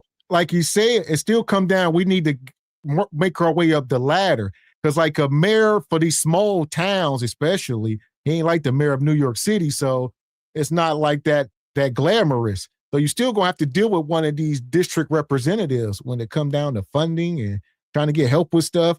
And that's what they do. They'll say, all right, y'all want to vote? Y'all want to get the mayors? That's fine. We'll gerrymander it and we'll split the district up. So yeah, y'all can have the representation, but he got to deal with us for anything. Yeah. Madness, man. I can't stand this madness. I hate politics. I really do. I just don't see how this gonna get better. We've been fighting this fight for a long time, man. For a long time. And it's not to discourage, like you said, we just must be aware and understand that we must keep fighting. I don't think it's enough because there's a black mayor somewhere or something. It's never ending. As long as we here, this struggle will never end. And make sure we telling our children that, and we all moving in a way that's in all of our best interest because we know this. There you go. As a people, I believe one of the biggest things that can help us is becoming more self-sufficient. And I know that's going to fall on deaf ears for a lot of folks. But, man, there's going to be casualties in this. The majority ain't going to make it. That's always how it's been through history. But those that can adapt to the information we get, you got to do that. You got to get out your comfort zone and adapt, whatever that looks like to you. Man, appreciate you, Rachel. And Uncle C's come through with the 10 ball. Says, yo, fellas, as usual, I'm here for a good time, not a long time. Good topic, by the way. How long have I been a member of the family? Ooh, shout out to Uncle C's. I don't know. Huh? Don't know last time your little notification came up for your membership. Nevertheless, we appreciate all the time you've been here. Oh. Man. Yeah! Boom, shakalaka! Appreciate you, Unc. And Air Force Reed come through. He says, allegedly, Chud liked to be pinned. He says, I couldn't say the type out the word, but use your imagination. Salute, fellas in chat. See, and I feel you. That don't offend them. And they don't care. They pervert it as the day is long. They still gonna sign them papers and make new laws and regulations with their wonky selves. And there we go. And we're gonna get into it. Now that's about to be a very long discussion. All right. It's gonna be trigger alerts, feathers ruffled. I'm sure all of us gonna have all kind of opinions, different maybe, but we got to talk about it because I'm telling you, it's something going on. We got to talk about it. I'm here for it. Ain't here. Shout out to our freedom fighting sister, Ebony Dean, sponsored the show with a 40 ball. She says, man, I love the channel. Keep rocking Truth Over Lies. Shout out to our freedom fighting sister, Ebony Dean. Definitely a big inspiration for Truth Over Lies. Sister, cut the check. That's the only thing I like to say when it comes to politics. Cut the check, and then we can have all the conversations you want. Man, we appreciate you, Sister Ebony. Come on, just bring it. I need you to stand up while y'all not moving. Come on. Don't make me push. Don't make me push. Thank you, sir. There go money. She touching you. Where they get that money? Where they get that money? I can see money from a long way. Elder Gregory Kelly, That's right. $100. Everybody get something in your hand. Come on and put it right here. Supremacist, also who they call a fascist and a Nazi, right? Who is looking to destroy our country. Well, you need to do something about it. People decide to take that into their own hands, and then people start dying. And these are the ways, because this is on MS Now, which, is what it is. But this is on MS Now, and they're out there spreading that information. So then someone listens to things like this over and over again from the Democrats, and they act on it. And then Democrats say, well, we condemn political violence. We're not going to No, we didn't get anything, brother. Yeah, I was looking for it. No, sir. Condemn saying the things that get people to believe that political violence is necessary, acceptable, and okay. We're not going to condemn that. We're just going to lead them to that point. And then after Republicans are killed or almost killed, then we'll say, well, we condemn that. But we're going to keep doing the thing that's leading these people to think it's okay. Because again, if you're just off in conservatives, that doesn't really harm us anyway, does it? Perfect example, Charlie Kirk being killed, long term, that benefits Democrats more than it does Republicans. That was a major loss to the right. And again, that happened due to Democrat narratives being consistently repeated over and over and over again, exaggeratively, which is why that individual thought Charlie Kirk was a fascist. Democrats continually perpetuated permission structure for violence. They are more politically violent than the right at this moment in time. That is undeniable. And rather than looking in the mirror and saying, hey, we might need to be better about this, no, they want to point and say the problem is on the right. No, the problem is with the left right now. Those are the facts. But they're too self-righteous and arrogant to realize they have a problem. So hopefully we can get enough moderates and people in the middle to understand this so these violent leftists don't take control of our country. Anyway, that's all I've got for now. Don't forget I have a free email newsletter. I send that out every morning around 7 a.m. Central. The link is in my profile. Click that link, drop your email in, hit subscribe, and you'll be good to go. Democrat Representative Justin Person decided to let everybody know that he thinks Donald Trump is the biggest white supremacist in American history. Oh, really? Considering that Joe Biden sat on the Breakfast Club and basically told all of black Americans that they're not black if they don't vote for him, as if we don't have a damn choice. Hey, Toby, you better be good and vote for me, Toby. That's basically, you know what I think of you, man. I hate when people do this. This really is. What? Why do y'all, this is the other side to the Trump derangement. So you got the people who Trump bad no matter what. I don't care if he find the cure to cancer, we don't want it. It's just, you know, then you got these people. Trump can't do no wrong, never did any wrong. And then when you start talking about them, they will deflect. They will never take it head on. They'll start talking about Biden or Obama or Kamala. Just stop doing that on both sides. It's like, man, this dude is not as mighty as y'all think. He ain't. He just got money that his daddy gave him. That's it. I think it's a technical foul and a shame to your ancestors to be a black man or woman come here trying to defend anything a orange cheese puff is trying to do. I don't defend that madness. I just don't. Like, it's cringe. This is cringe as heck. Don't do that. Don't be defending that. He don't care nothing about you. He would spit on you if he saw you was on fire. Let that alone, please. Can't stand being black and MAGA. Man, go look at the flowers. They're not black if they don't vote for him, as if we don't have a damn choice. Hey, Toby, you better be good and vote for me, Toby. That's basically, you know what I think of you, man. I think you a jiggable. I think you going around with my afro. I got the afro playing this whole pro-black BS baloney just like Al Sharpton did back in the day, who still seems to not get the fucking memo that black people are waking up. You can't bamboozle us no more, okay? You can't bedazzle us with your whole pro-black BS. Maybe the very small percentage of black women out there that are still very much easily manipulated, or the dodo brain black man out there that don't want to take initiative to be a better functioning human being and that are easily manipulated. Maybe you can get over on them, but you can't get over on the average black man or black woman because we waking up and smelling the coffee. Did you not get the damn memo? How dare you, man? How dare you? Out of all the shit that Joe Biden and Kamala Harris put us through in their whole administration, you know what? Let's take them out of the damn equation. All the things that the Democratic Party has put us through the last 50 years, you still gonna get on, oh, Donald Trump, a person, mind you, that's been president for what, going on 5 years? 5 years? The problem that we are having is not from Donald Trump. It's the buildup from the disastrous decisions and policies that the Democratic Party has bestowed on black Americans in the last 50 damn years. And that's why I don't do politics, because there's always a built-in excuse. There will forever be a built-in excuse in America because we don't have kingdoms. We don't have kings and queens and people that just rule. We have we vote every 4 years for these presidents, and they normally switch. And if they don't, he'll go 8 years, whatever. But the problem is the following person will always use the previous person as the scapegoat. So if I do well, my pat on the back. If it goes horrible, it's because of what he did before me. But even if it goes well, it's still because of what he did before you, but you just take credit for that. It's the craziest thing. So it makes no sense. And see, excuse me, it's not the craziest thing. It's the American way. See that? I refuse to not acknowledge the B word that America is. She is a wicked harlot of a mistress. She really is. Right? But this is home. Her bosom is where we rest our head. But you can't trust her as far as you could throw her, and we can't throw her not an inch.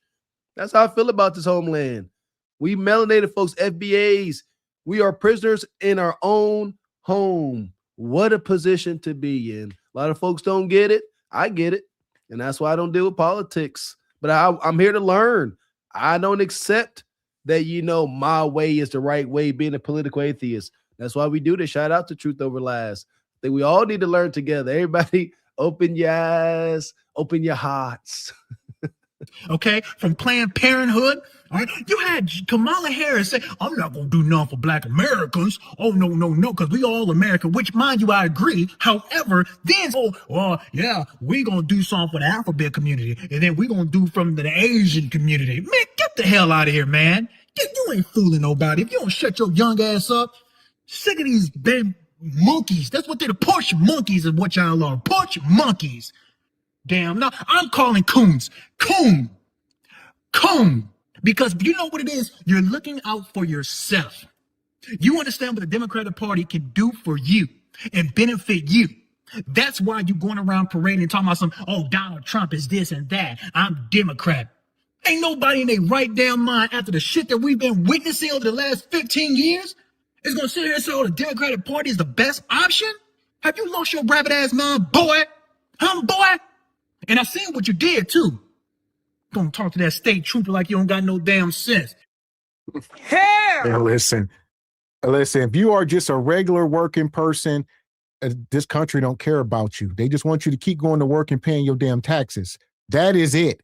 If you are rich, it is a class issue. It's funny where just everyday working folks think they can identify with rich people. It blows my mind. They don't give a damn about you, regardless of your color, especially if you're Black. That's it.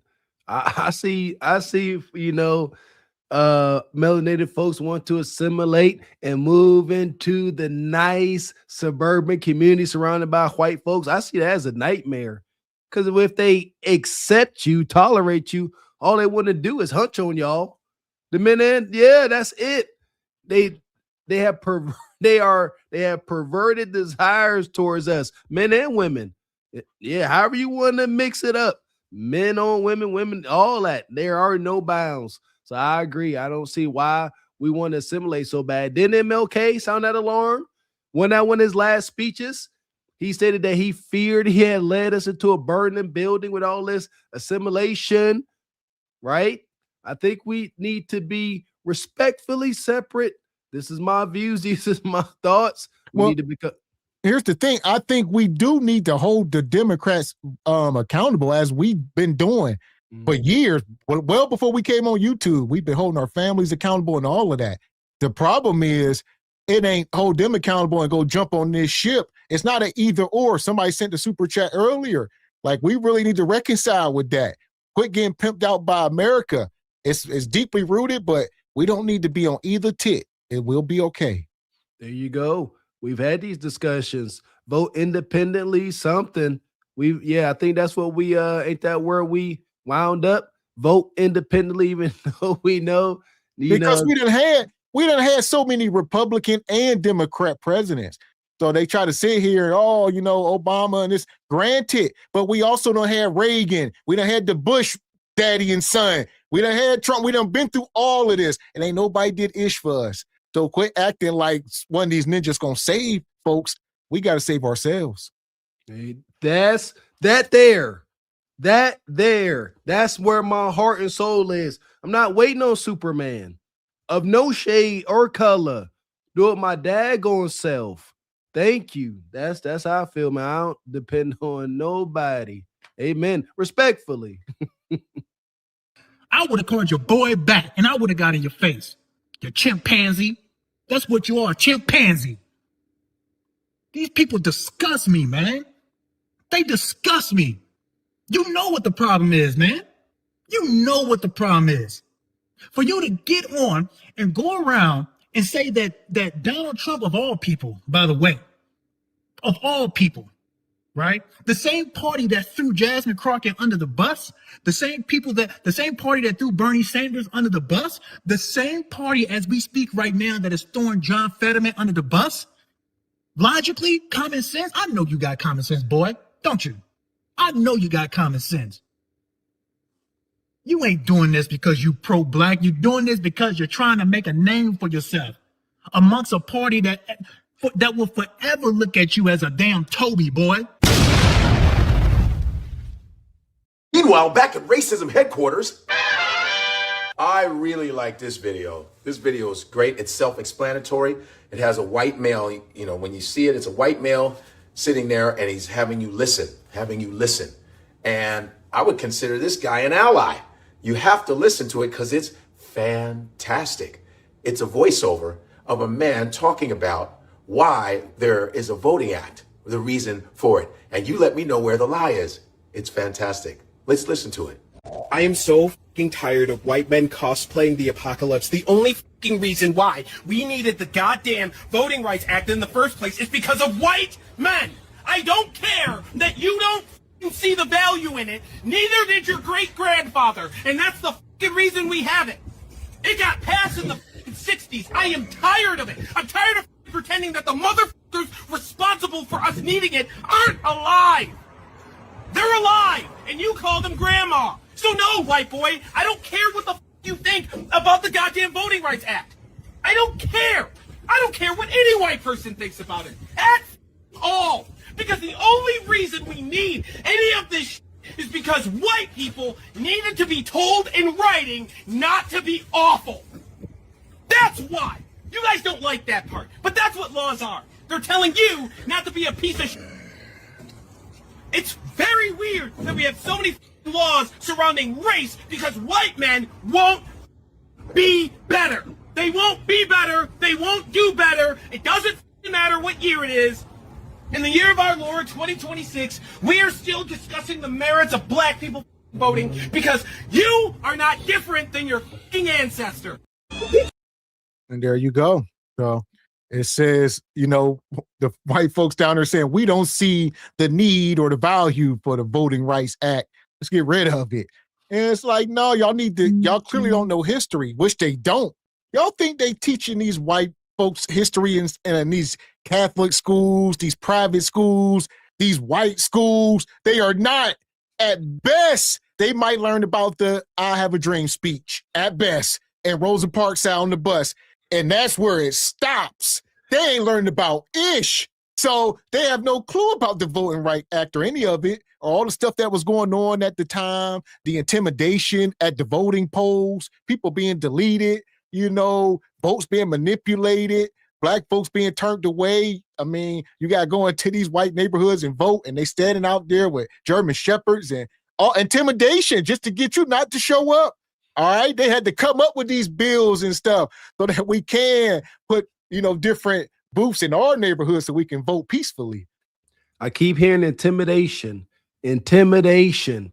You want to know how you combat intimidation? You know who is not easily intimidated? Masculine men. Not intimidated at all. Back to our original message, which we say week in and week out. Bring back the nuclear family. Do you know how powerful it would be to have whole nuclear families go to the polls? They have all the dogs and stuff they won't. What?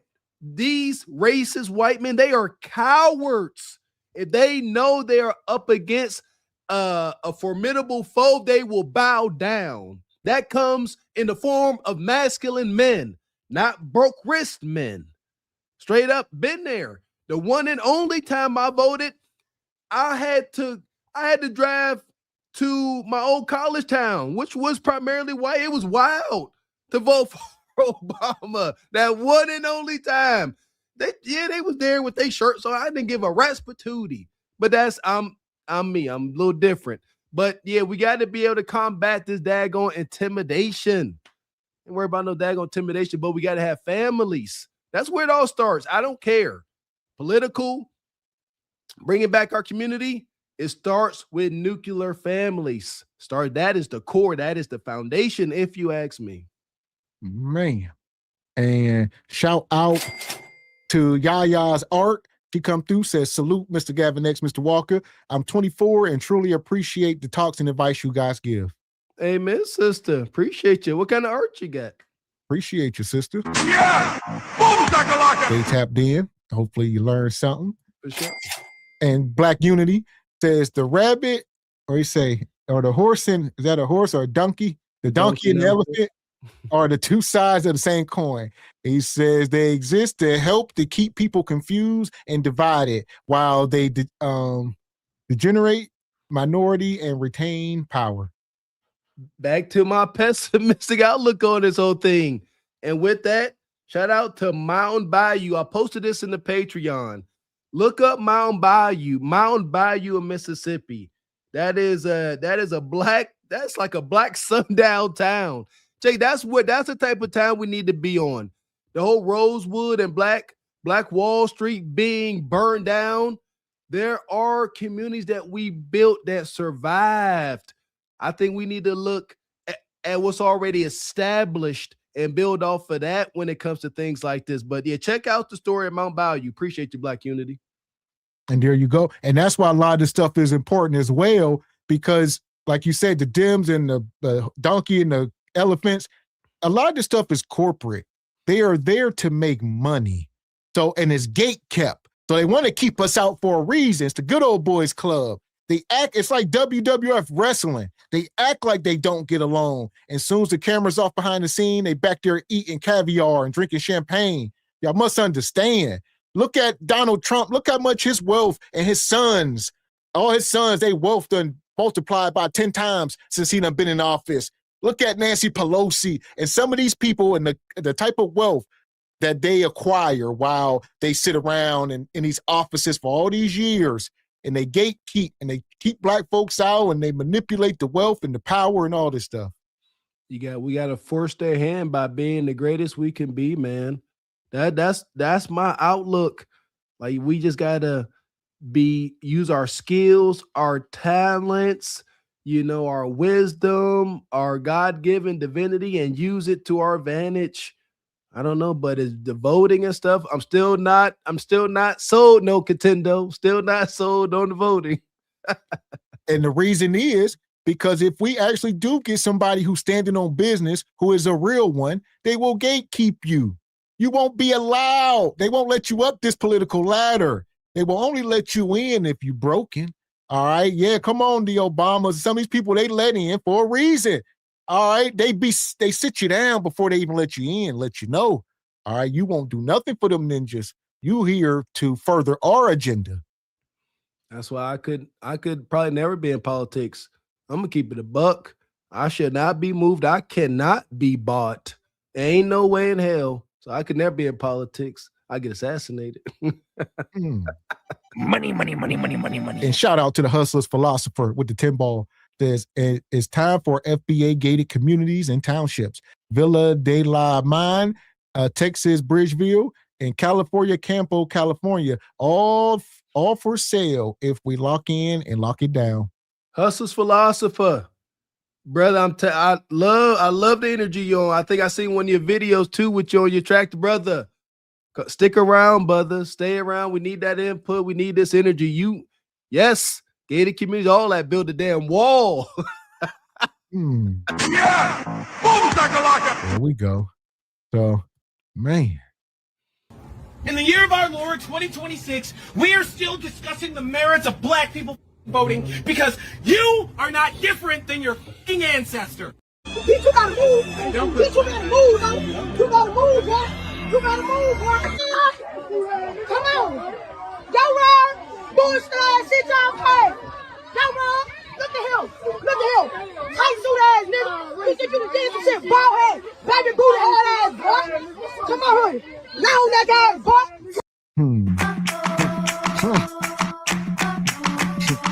Get him. You long neck ass boy. You bald head boy. So Memphis residents show up after the Republicans they kicked all the black people out, slammed the door, and then they voted to dismantle black voting rights. And then the black folks showing up, we ain't our ancestors. They crashing out. I'm here for it. Give them heck. Don't let them do it unaccosted. However, I think they still go do it. If outside of lead or money, I don't see how you negotiate with terroristic Viking, man. I just don't. I see it there. Oh, there you go. Project Leroy. He says the politicians advocating for us to vote for them, that's supposed to work the other way around. Give us our demands and we might vote for you. See, agreed. That probably never gonna happen, but agreed. There we go. So, man. Come on, honey. Now on that ass, boy. Titty face ass, boy. You think you did something, don't you?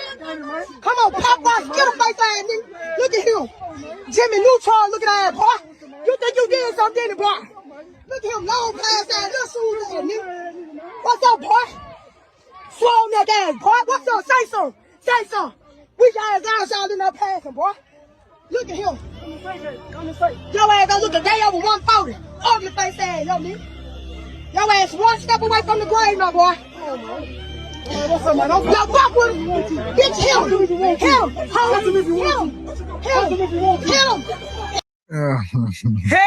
Yeah. So these are the district leaders. The problem is these are the same people that's going to be responsible for funding the districts with any extra money and trying to help out. So when it come down to it, they're going to say no.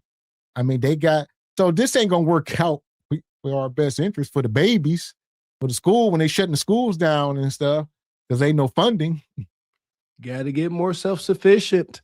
I refuse to pretend like I don't know the obstacle set up before our children and grandchildren. We got to do the best that we can to pull them from these wicked systems. We know the education system is FUBAR. We know they are teaching them things to their detriment or not teaching them at all. Miseducation at best.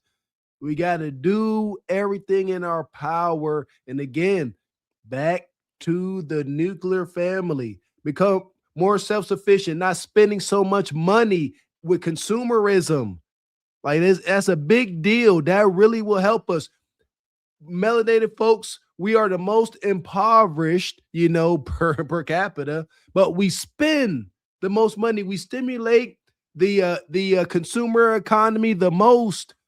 The money is there. Gavin X talked about, earning power, spending power. We got to find the balance.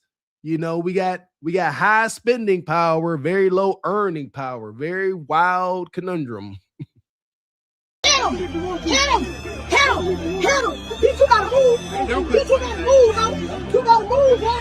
You gotta move, boy. You gotta move, boy. Bitch, that's the move.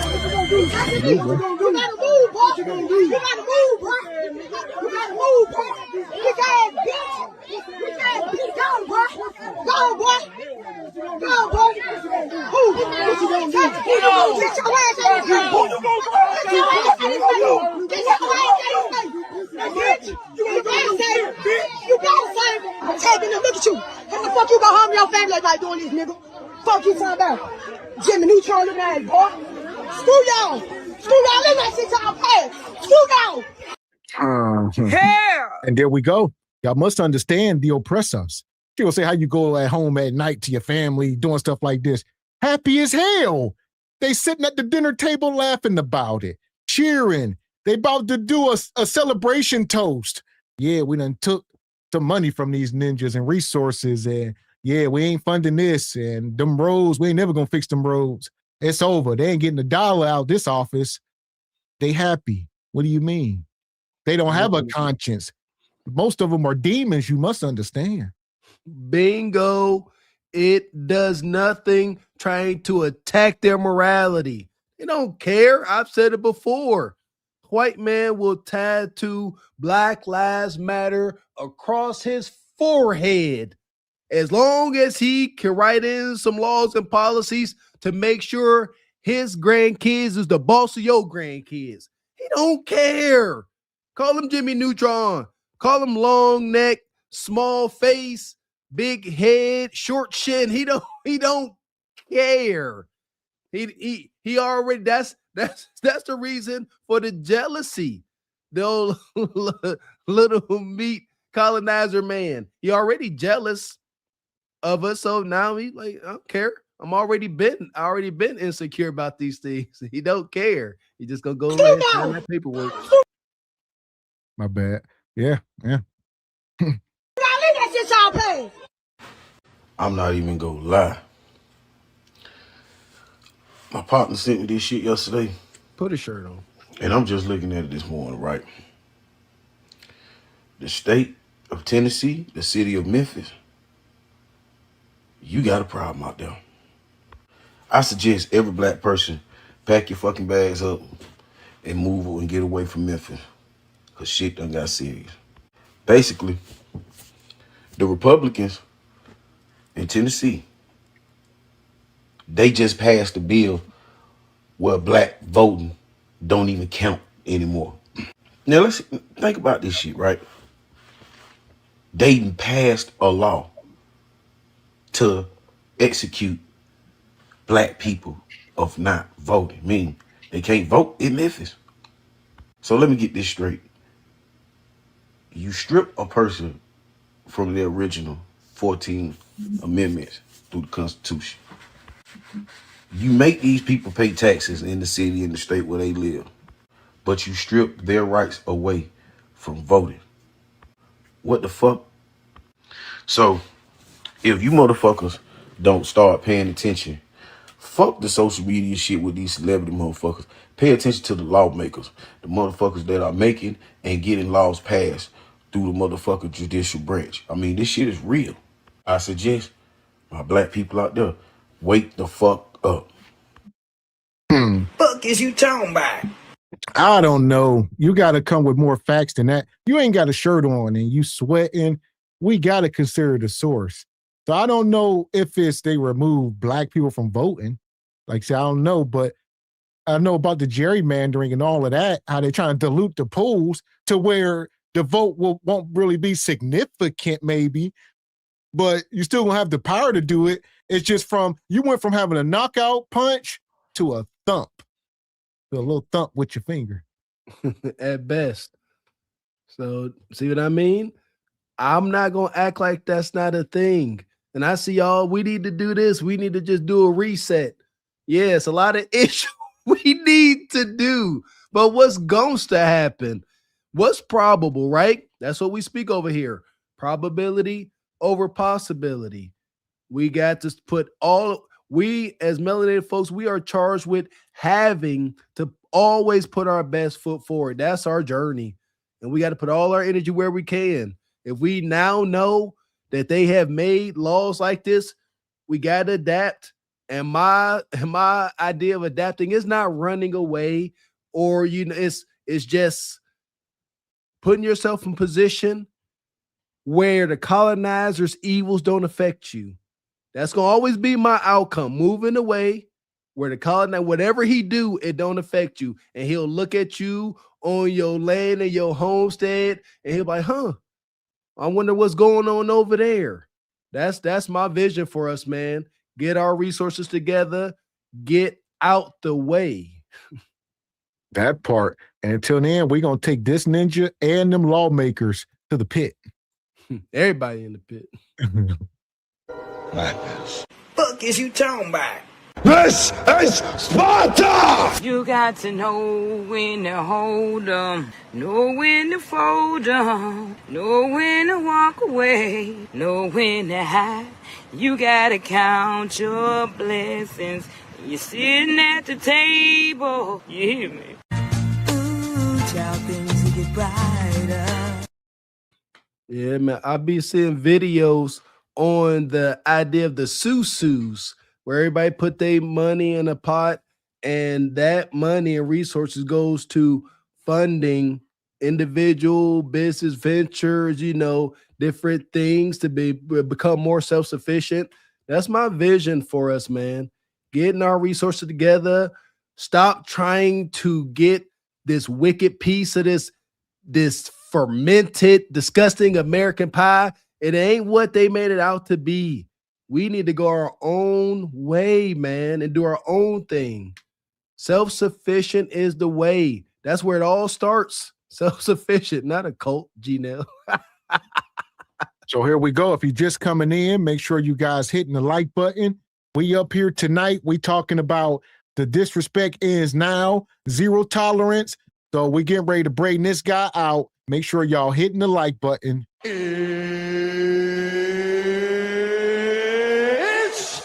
time! So here we go. This Chubb the Builder. It's a lot here. We're going to mine through it. Here we go.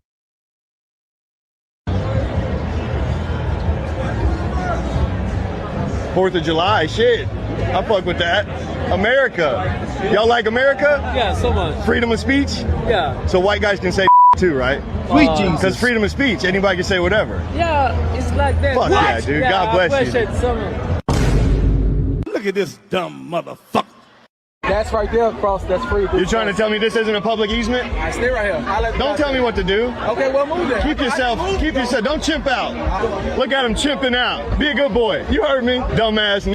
We're live. Don't touch me, lady. I already said it to his face. Dumbass. Meet Chud the Builder. That's really his name. His bio says he's a free speech patriot, but he's not testing the limits of free speech. He's proving what most of us learned in first grade. You can say dumb shit in America, but that's not the point. The point is he's testing whether racism can be profitable if you call it patriotism first. He isn't edgy or brave or funny. He's a grown man walking around to black strangers, dropping the N-bomb and hoping they react so he can turn racism into content. And that's his grift. He provokes people and taunts them and threatens them, and then he hides behind free speech like a force field for chicken shit white guys. And then there's the Christ is King in his bio. Okay, if your faith only shows up in your bio, but your behavior is just racism with a ring light, maybe stop using Jesus as your ambassador.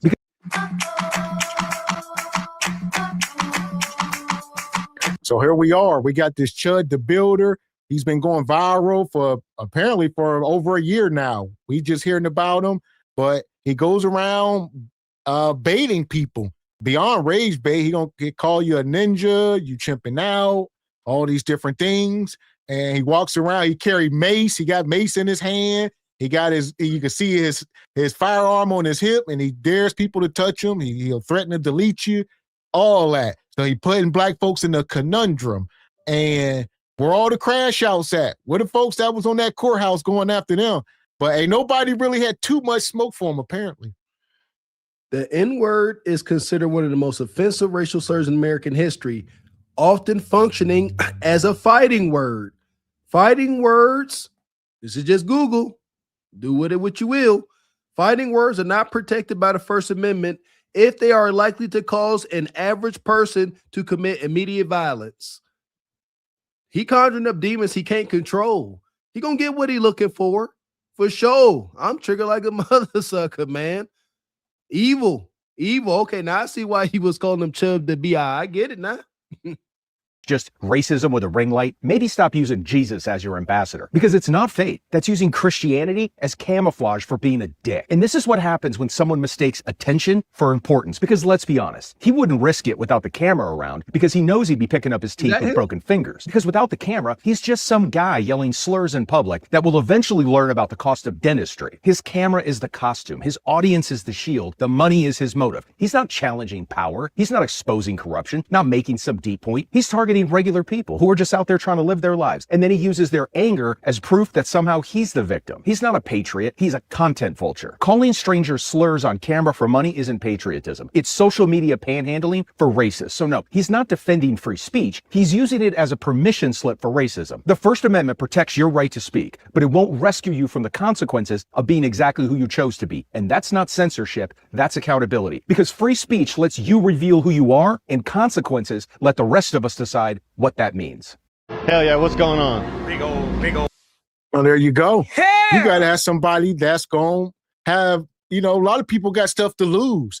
So he picks and chooses his people he go after. He makes sure the police is around. A lot of times he'll scope it out during these nightclubs and stuff. But yeah, that's his First Amendment right. The thing is, ain't nobody willing to crash out and take it all the way there, apparently. Like I said, he got his firearm. Either you're ready to delete or be deleted. And most folks like, yeah, are you willing to take it that far? So he's pushing the limit. And this is going on in the state of Tennessee. He's in Nashville and he goes around. So Tennessee is a hotbed right now. And like I say, a lot of this stuff is, I think, a psyop. People say, how far can they push it? And other people try to do it. Oh, they ain't doing nothing. So yeah, it's unfortunate. That could get dangerous. I see what you said, Mr. X. More folks that got his mindset, they share the same thoughts, start to become a trend.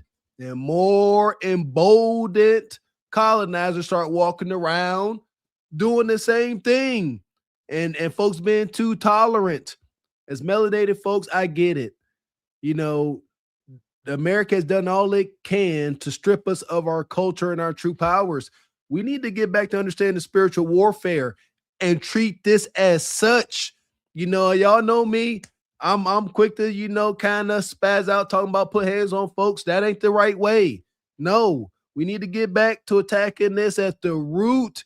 Shout out to all the praying grandmothers out there. Yeah, we need them old Gullah Geechee grandmas put some on ninjas like this. We got power in these things. It ain't always got to be in the physical realm. Get rid of these folks. Lickety split. What that means.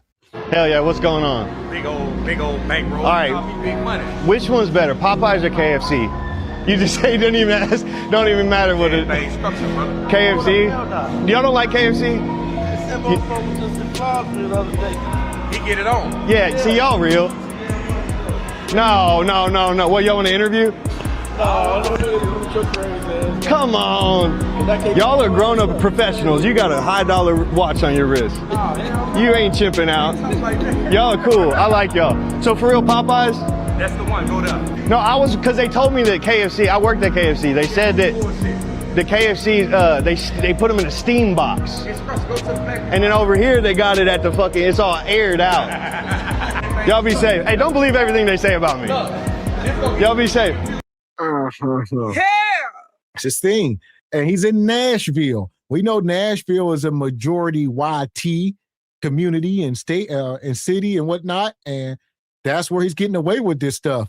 So he's in that city. A lot of people getting tired of him, though. Even the white folks is tired of him because he's putting everybody in danger at this point. So it's not really fun and games because now everybody on edge. And so there's some white folks like, his thoughts ain't my thoughts, but they can be bundled in with him. And it's turned into a nightmare. And that's what he wants. So I guess this all stemmed from him being fired from his job. I think that's what I've heard. He got fired from his job from some woman, may have been a black woman, not sure. Something happened and he's been enraged since. So, yeah. He's an anarchist, like the guy daggone Joker. There you go. So what? You lost your job, and TikTok should be ashamed of themselves. How did TikTok allow this stuff to go on? Like you could. It seemed like TikTok is fair game. You could drop the N-word, like 40 going north, but as soon as you talk about a small hat or something like that, and yeah, man, oh my, we need to boycott TikTok. How about that? Because this is madness. And shout out, no contendo. This Kyle Rittenhouse lawyer said he was an idiot. And this clown walking right behind him thinking he gonna beat the case. How many white teens copying? Good luck. Keep our baby safe. Keep the youngest out the way of these insidious clowns. And Yaya's art says he's been exposed for having Tennessee politicians backing his content. A whole psyop. That's what I'm trying to say. That's why I'm trying to say, don't focus on that brother with the afro. And if you got an issue with him personally, there's bigger fish to fry here. We got to let all that go. There you go. Hey, Mr. X been claiming these psyops. Daggone right. MK Ultra straight COINTELPRO type energy. Cool. Hell yeah. So I came from the good old city of Clarksville, Tennessee. And if you know Clarksville, then you know who Chud the Builder is, aka Dalton Etherly. He is a white man who goes around yelling racial slurs at black people. Only black people from what I've seen.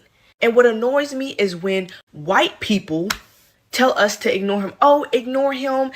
He'll go away if you guys ignore him. Stop. Because if black people ignored every time there was a microaggression, there was a racial slur thrown at us, we would not be where we are today. There would have been no civil rights movement. We wouldn't have been able to vote how we just ignored everything. Some things cannot be ignored and need to be taken care of right then and there. And so there was a post made about him yesterday, and I said, I'm not taking any opinions from white people on how we should handle this. Of course, there's always that one black person. Well, I'm black, and I think you guys should ignore him.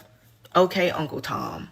So after I called her Uncle Tom, she then counter argues with, well, I have stuff to lose, and if I go to jail, he'll just still be out doing the same stuff. For one, I never told you to fight him. There's different ways to tackle an issue without swinging on somebody. That's why you were called an Uncle Tom, because I never mentioned physically fighting him. But ignoring him, that's not going to happen. He needs to stop. It needs to end. Tip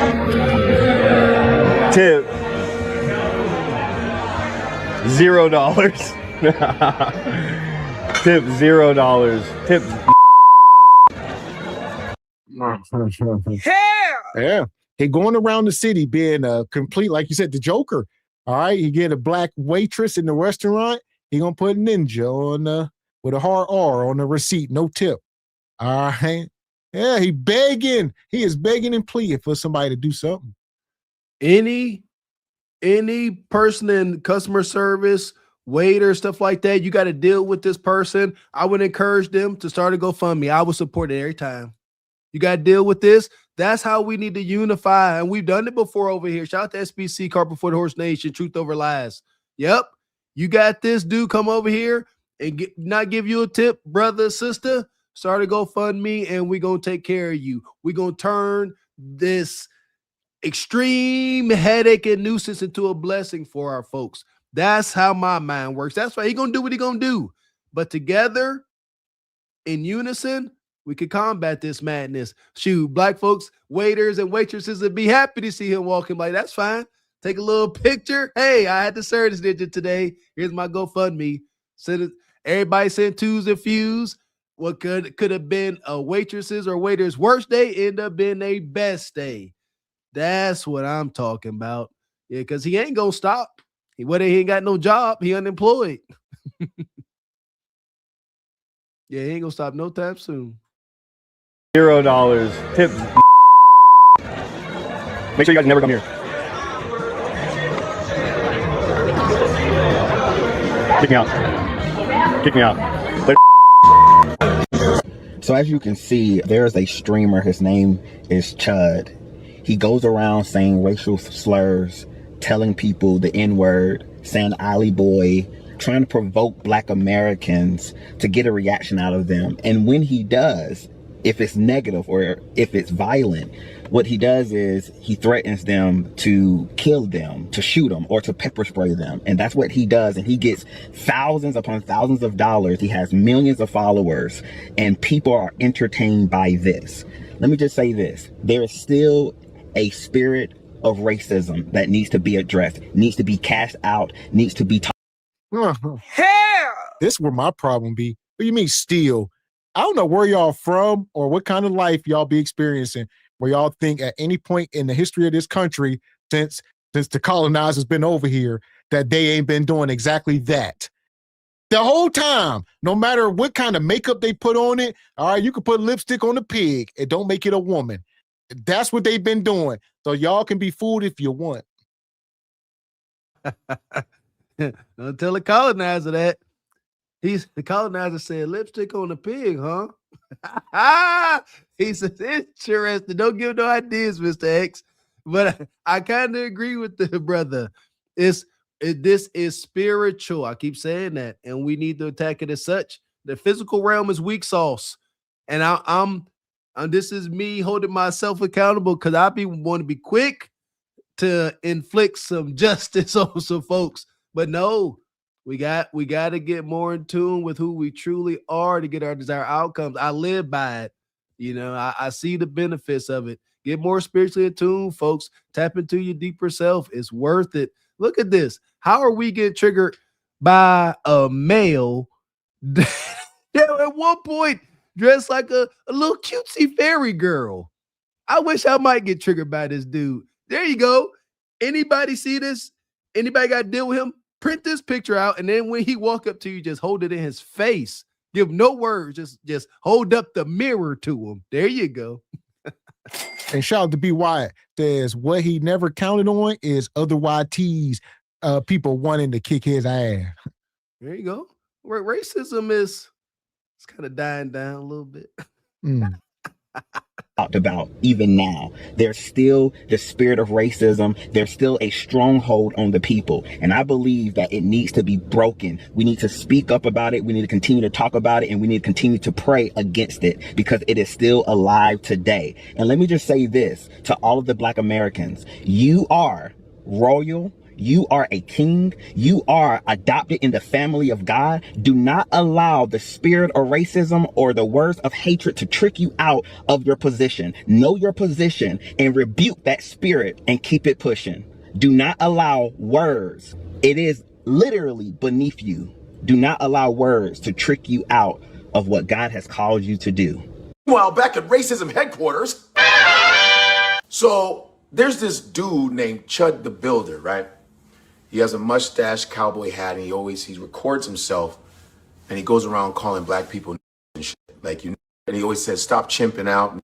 He just decides to go on this rant because he goes by the free speech thing, like it's free speech. So he goes around. The first time he did it, it was talking to these black journalists, and he was going, "What's up, you huh? Look at him chimping out, fucking monkeys, ooga booga, ooga." He was doing all the racial slur. He's like a 70s bully, racist bully, using old, hey, ooga booga, that dumb shit. He was doing hacky shit.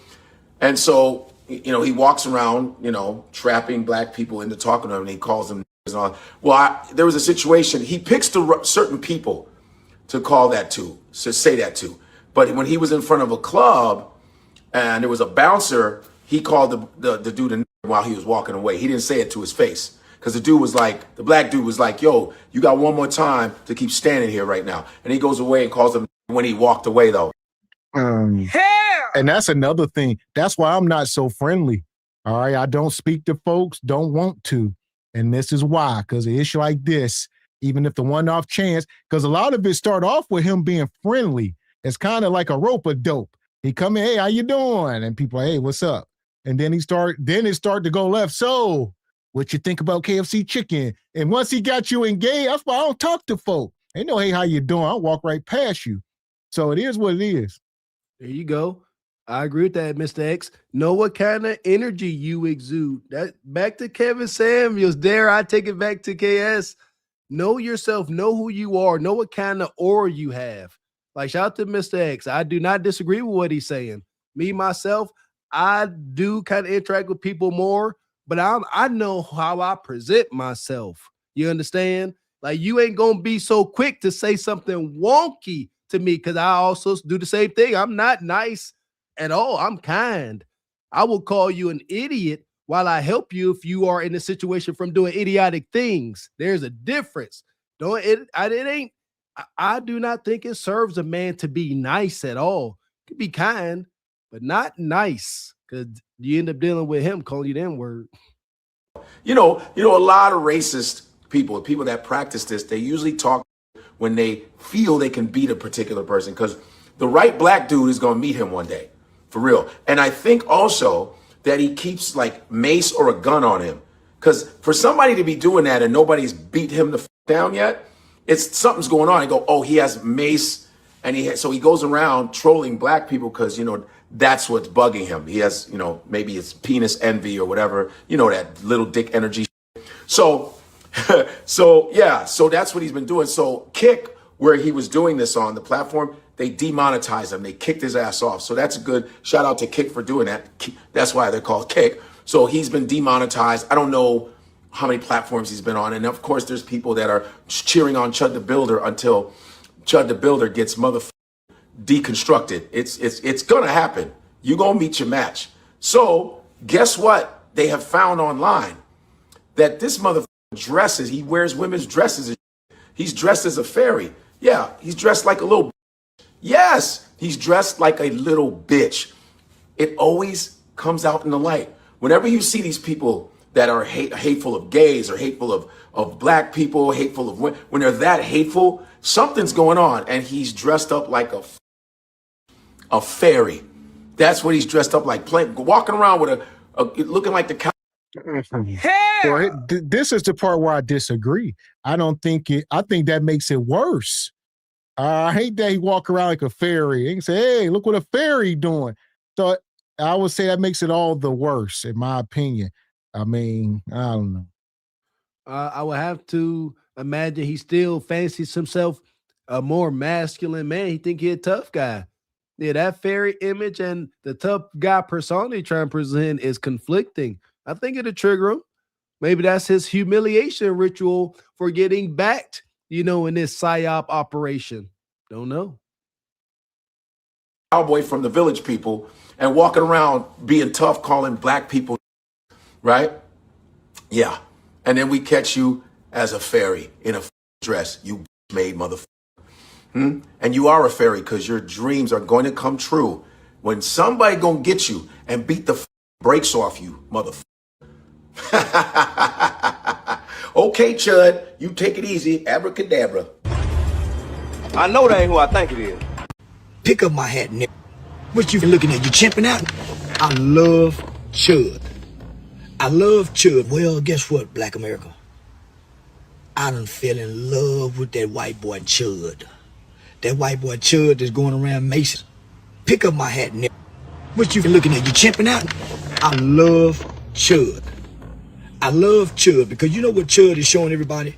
Black people are cowards. You can spit on them. You can call them. They won't do nothing. But if another black person says, what's up? Bitch, you looking at victim. If another black person does the things that Chud is doing, white people can go back to mistreating black people. I swear to God. And black people ain't gonna do nothing but take it. Man, why really? Man, you know what's scary? They letting them walk around and stream it. Don't y'all walk around streaming and video recording us kicking each other? What's up, bitch? So what's wrong with Chud? What's wrong with Chud? I've never heard of him. I have.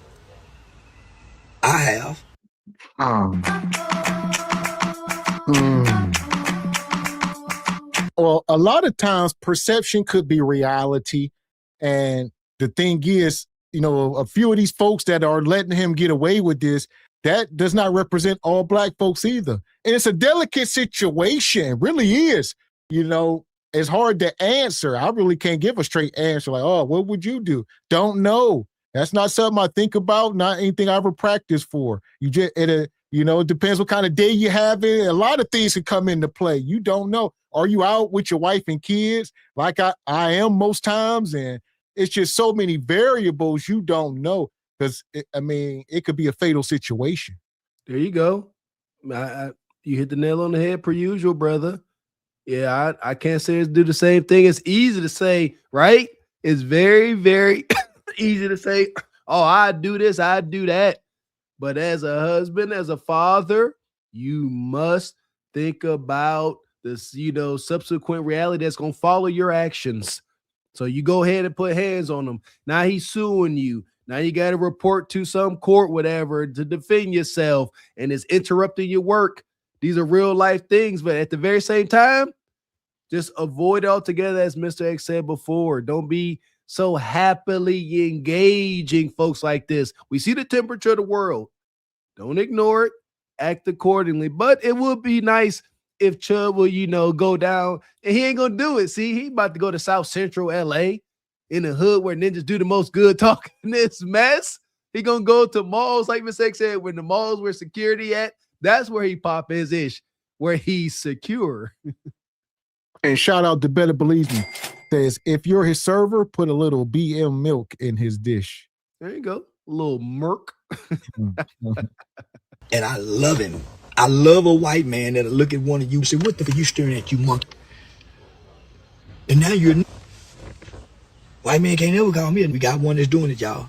I haven't seen one crash out, nigga. Now Nashville, and I'm talking to Nashville, Tennessee, because he's in Nashville doing this. I remember when I was in Nashville, I said, fuck something about Nashville. The city was on fire talking about what they gonna do to me. But boy, here we got a white boy just openly saying nigga in a disrespectful manner. And that mace, my choice of weapon. I like guns too. I'm like that white boy. I love to see how that black skin turns orange when you mace it. Hey, Chud, whatever you're doing, don't stop doing it, buddy. Because you is proving my point. I've always said black people is always tough with each other. But when you get you a cracker white boy that'll get in your face and say nigga and ain't scared of, I've watched every last one of you bow down. Now, kicking Chud's a misdemeanor. If you pop Chud, he can't shoot you. He can't. Because he's a big guy. If you swing at Chud, he's got... Hey, yeah, stop. Hell! Stop. Don't let Charleston put a battery in your back to get deleted. All right? It's a delicate situation, like I said. If you ain't about that life or that action, you more than likely ain't gonna do nothing, you know. So, like I say, I can't say what I would do. I, just don't want to come across the brother. That's it. That's it. That is all. Yeah, I don't agree with that. Sounds good, right? Sounds good. Oh, this is just a misdemeanor. I got a little bail money. Bop bop. Sounds good. It sounds good to say you can throw a punch and he ain't gonna be able to reach for his stuff or not. You gonna be good. He will. Yeah. Why don't you do it? You sitting there, like we said, our scenario. You out with your wife and kids. Chud come up. You know what I'm saying? You piece him up. I'm talking about y'all. If I piece him up, he ain't gonna reach for a damn. He gonna hit the ground. That part, like you said, what you should do. This ain't for everybody. That's what I was trying to say. This ain't for most people. But like you said, what you should do. Can't say it on YouTube. It's a delicate situation, so we trying to work around it. I see it going south. Like you said, you bring the Reaper to the room. You go ahead, piece him up, and he start macing. He makes you. He makes your wife. He makes your kids.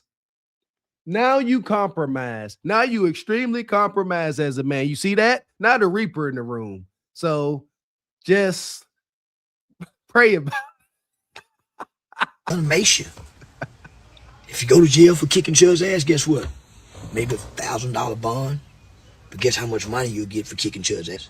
I hadn't seen one take a swing at Chud, but you'll swing at another. I'm telling you, black people have an innate fear of a white man that'll call them a nigger. We won't do nothing. I swear we won't. It's a bunch of hollering about what they'll do if the white... I won't go back to slavery. Well, guess what? We're going back, boy. And Chud is the test to show white people what they can do and get away with them. And I just want to tell you, nigga, the word ain't your word. It's an English word that the white man came up for history. How you gonna tell him he can't call you and he gave you the name? He gave you the name, boy. And I think this is a great time for America with President Trump in the White House doing away and pulling back all the civil rights legislation to remind black people that you're there. There's nothing you can do about it now. They gave you the name. They gave you the brain that you think and behave out of. How you gonna change that, boy? So pipe down. Chud will be out of jail soon. Hopefully, Chud, you see this video, and I'm telling you, as a nigga, there can't be a nigga. I'm just black boy. Wish I could be a nigger. One of the greatest things you can never be in life is a nigger. But Chud, these ain't these is black cowards. Just call themselves real and ghettos and queens. Ghetto queens. Ghetto queens. That's what we got, Chud. These aren't. So I just want to correct you. You're on the right path, but you're on the wrong track. These aren't. Are they chimping out? Fucking right, they're chimping out. But these aren't the. You know why these aren't the. They can't build. One thing about know how to build some. These can't build shit. Listen, Charleston is an agent of chaos, so he done been cast out by the community. It's unfortunate that everybody's taking advantage of this moment to capitalize. Like you said, Charleston, yeah, you got to answer as well for your atrocities. Charleston, he openly admitted to being, a clout chaser up here. He said it. Yeah, that's he is who he is. He got no shame. He clout chasing, rage baiting for income. That's it. He's done. Charleston supposedly in his early years done things in the courts, help black folks as far as legislation and I guess prison laws. He done some things. However, he has since gone heel. And he up here, whatever he can do or say to ramp up engagements and rage bait, he gonna do it. So take it with a big old boulder grain of salt. My goodness. These aren't the.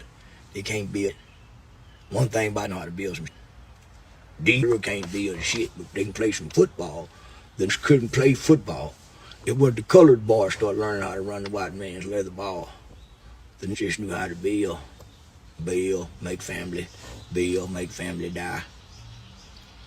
That's what they did. What I think is going to happen with this Chud the Builder guy is that someone is going to assault him. they're going to punch him.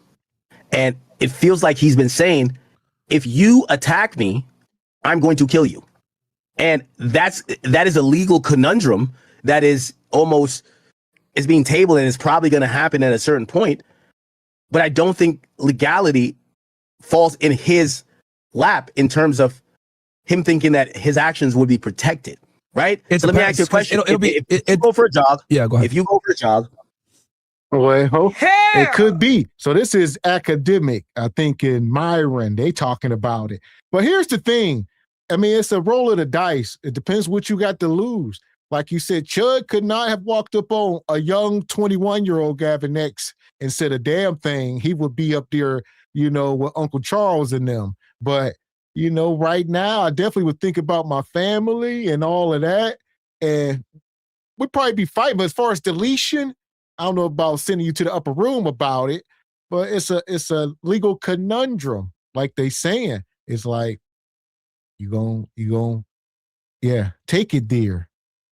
I gotta pull a card out my mama's purse here. I'm clumsy, I tend to, if folks come around, being nasty or mean to me, I got anxiety. And I tend to fall and trip over myself. I might accidentally fall. Oh, I'm scared and accidentally elbow you in your forehead by accident. I done fail. I'm clumsy, man. Actually, I don't know CTE. Something. That's what my mama would have done did it. Yeah. You gotta go about it in a more more crafty way. Yeah, I slipped and fell. I got these long chimp arms. Ain't no telling where they might go. Just all over the place. I was scared. He came surprise me. My nerves bad. CTE, PTSD, ADHD, all that. right? Somebody sees you. You're jogging, whatever. You're jogging through a park. They'd be like, you have your gun on you. They don't know. They see you. They'll be like, hey, ain't you the nigga from the Fresh and Fit podcast? You'll be like, yeah, what's up, man? And you keep jogging. They'll be like, man, didn't you say you don't fuck with whatever? And you're like, yeah, you keep, and then they just sock you. Yep. Bang. Yep. Are you then allowed, like you're not like knocked out, but you're fucking startled. Are you then allowed to take your gun out and defend yourself, or do you have to catch a squabble? It depends on the situation. So like if he catches me off guard and he hits me and I didn't see him coming and I don't know what he has and I shoot him, that'll probably be a clean shoot depending on the situation. Because the thing is, man, every use of force situation is so different, and then it's based on what was known to the individual at the time. Let's say it's nighttime. It's early morning, right? I'm running.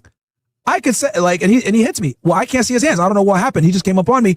It's nighttime, etc. That changes the pattern of facts significantly. So, was there anyone else with him? Was there someone else in another car and they were saying some things? Did he say, I'm going to kill you? Did he say, I'm going to knock you out, blah, blah, whatever? All of these different factors, and this is why use of force is so tricky, because it depends on all the different multitude of factors that came in that led you to, that use of force. Some idiot in your chat said something about, pepper spray doesn't, you can't be met with lethal force. It absolutely can. Pull out pepper spray on a cop and see what happens, dumbass. Some niggas are stupid in your chat, bro. No offense. Like, pull out pepper spray on a cop and see what happens. You're gonna get shot. 100%. Wait. You believe law enforcement would they would shoot someone who was trying to pepper spray? Bro, if you pull out pepper spray on a cop, you're dead. I'm telling you right now, you're dead. You are going to get. That's not true, because we got a video on the channel where a woman did pepper spray the cop. We talked about it a few months ago, and they ain't do nothing. They arrested her, but she survived. And we also got a video where the young black kid was working at the fast food restaurant, and the old white man came in and called him a ninja, and he punched him in the face. The old white man fell and ended up succumbing to his injuries. And the black dude, like I say, went to jail, had to go through the process, but he eventually got like probation and community service. He did not go to jail for it, but it's case by case, obviously. So you got to be willing to take that risk. There you go. Yeah, shout out to that brother. Yeah, that worked out as best as it could for that brother. I think some of the factors, he was at work. You see what I'm saying? He was at work at his place of employment. Dude came in there being hostile, using fighting words, and he got into a fight that ended his life. Most unfortunate. And there you go. So I'm thinking about this, like this dude Chud going around checking them, thinking about the laws. So somebody like Chud come up and he hitting you with the N-word trying to be like that. What about a quick little open hand whop and turn around and run? There you go. whop, and run. So he can't pew-pew you. Now it's gonna be hard for him to defend pew-pewing you in your back as you sprint at full speed away from him after you accidentally give him a little whop. A shot, and I'll tell you why. Because every cop gets pepper sprayed in the academy, and ask anyone in here that's law enforcement. Almost every police academy forces you to get pepper sprayed and definitely tased, especially if you carry a taser. If you pull out pepper spray on a cop, you're gonna get shot 100%, because people need to understand when it comes to police officers, they elevate to a level above the force that's being used against them. So if you go ahead and you like punch a cop or whatever, right? Or you have like your hands, whatever, depending on the situation, they're going to pull out a taser, they're going to pull out a baton, they're going to use numbers. They're always going to make it where there's a saying, you go home no matter what. That's what every single police department teaches you. This is what every federal agency teaches you. You go home no matter what. You win every single fight. If that means you beat his ass with a baton, if that means you tase him, if that means you pepper spray him, if it means it's 70 y'all niggas and you whoop his ass, you're going to go home. That's what they teach you. That's why they're so aggressive if you ever show any type of force against them. So if you try to squabble up, they're going to tase or shoot you. If you try to pull out OC, you're 1,000% going to get shot. That's why some people in your chat are retarded. I know offense, some of y'all niggas are stupid and need to just shut up. If you pull out pepper spray, you're going to get shot by the police. 100%. You're going to get shot. So I was thinking that maybe you would probably get shot because a police officer has lethal weapons on their person. And if they become incapacitated, you could probably use those weapons to not only kill them, but kill other people. So they need to, number one, when you pull out anything, make sure that they're still vigilant and still within. They talking about, I mean, granted, like y'all moving to the goal line too much. Even though he did walk up on one black cop and, you know, the cop was like working security at a club. I seen it. So it's a lot. I would not recommend that. Yeah, do not pull out no mace on no cop. Nothing like that. I Googled it. Google say, yeah, you can get deleted for macing the cop. You know, it said there are circumstances. If you black, that's the circumstance. I wouldn't even remotely freaking play with it at all. Don't do that. Please. And for the young folks, you know, yeah, us old timers, we ain't about that action. But some of y'all young kids, they listening, they may think that don't listen to them dudes. Young folks, do not. Please don't. We love y'all. These ninjas just trying to make a point, fresh and fit. Ugh, throw them in the garbage. Don't do that. Same situation. Says Austin P. They're from Clarksville. Y'all from Clarksville? Y'all from Clarksville? No, Austin P. I was about to say the red. Yeah, man. Yeah, let's get it on here. What?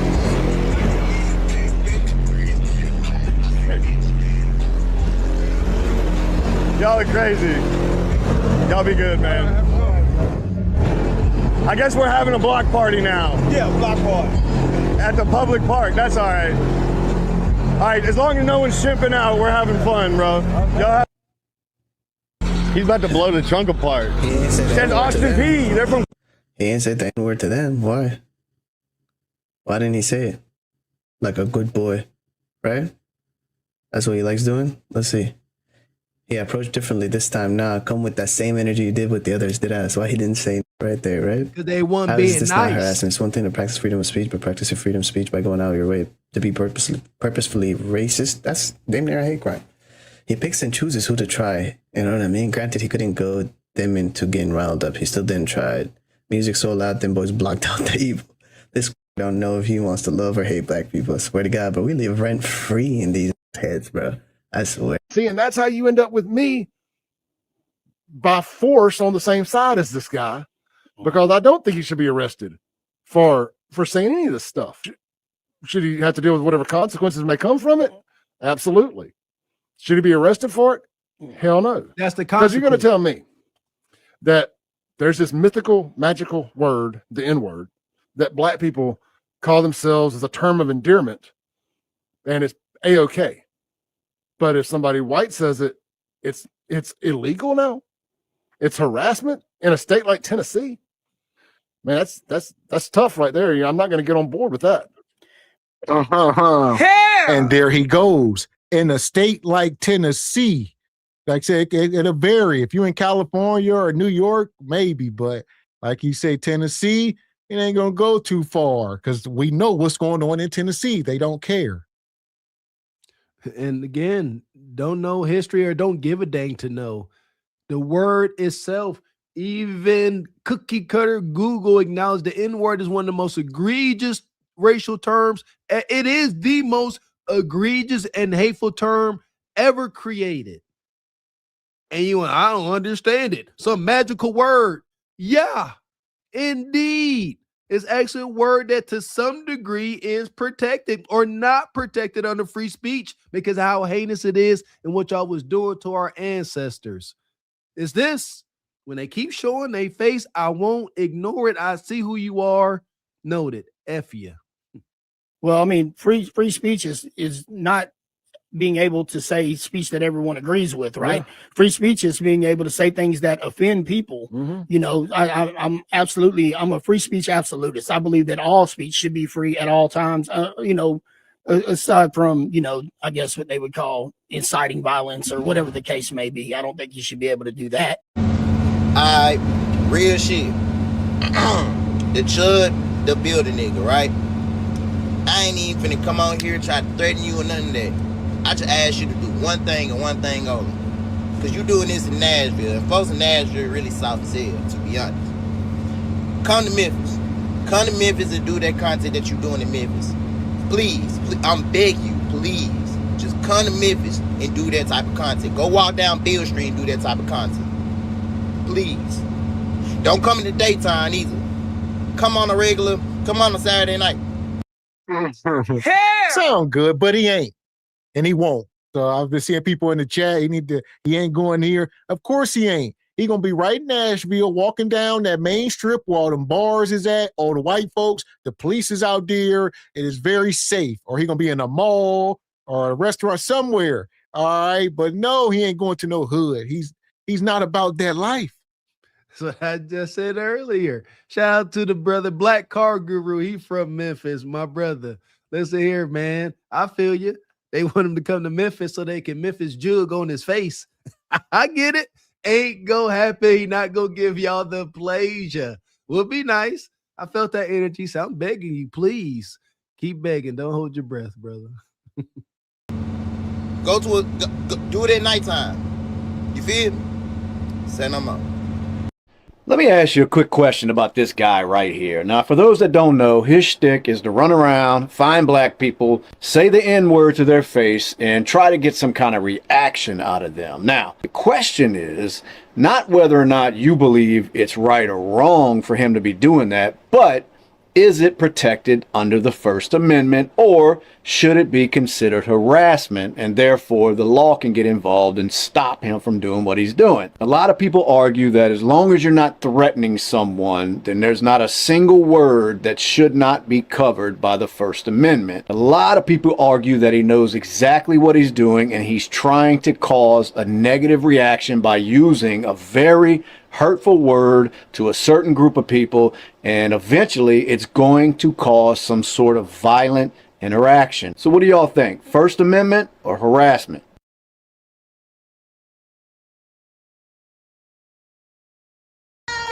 We got all the she-boons. What the fuck you mean? Yeah, wait, here. Is you the nigga that I'm that nigga.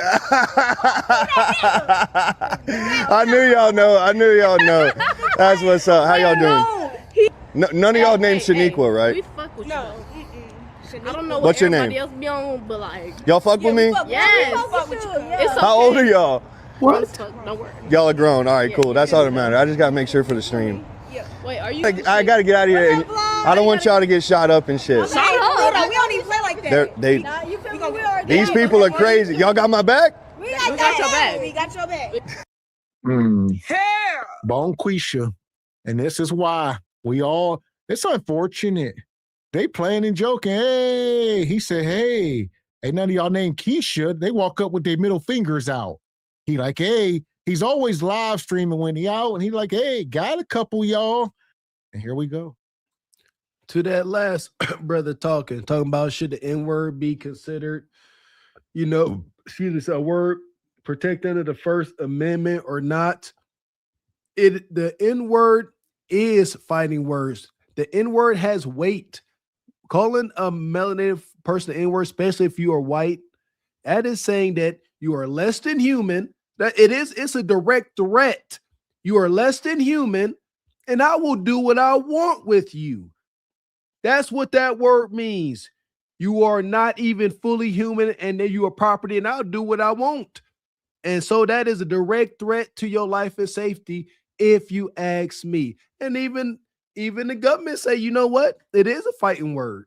So there's something there's something there. Do with that what you will. But this is why Mr. X said we got to talk to our babies. All this chimping out madness. I don't wish my babies might not ever come home with that madness. We got to teach them their history so they don't think this is okay. Look at these poor bonquisha's babies out here. They don't know right from wrong, up from down. We got all the she-boons. What the fuck you mean? Yeah, we here. Call them she-boons. I see that, Don Jeter. Yeah, it's unfortunate. None of y'all named Shaniqua, right? We fuck with no. How old are y'all? Grown as fuck. Don't worry. Y'all are grown. All right, cool. That's all. Wait, are you? I gotta get out of here. And I don't want. You that nigga? Yeah, well, that's me. What in the antebellum is going on in Nashville? I'm not feeling what's happening in my city. And it's not even the fact that the handful of people that he has came across, you know, haven't reacted the way we've seen other people react, because that's like that in every city. Every city is going to have a handful of people that don't react the same. That's not a shocker to me. What is a shocker is the fact that these people are shaking this racist hand, or laughing with this racist, or smiling with this racist. Or I saw another video where the guy went to go pick up his hat after he's, you know, what is that? Like, why? Are y'all stuck in the 40s and we in 2026? Like, what's really going on? You know, you could be the most peaceful guy on the planet, peaceful person on the planet, but that doesn't mean that you are going to demean yourself by shaking somebody's hand. That's a racist. Hello? Dumbass nigger. That's what I thought, nigger. That's what I thought, nigger. Sick of these people. When y'all run into people like this, call the police first and press charges for ethnic intimidation and malicious harassment. Stop letting them go. It's too much. Like, why are you walking around the city inciting violence? Like, why are you starting mess?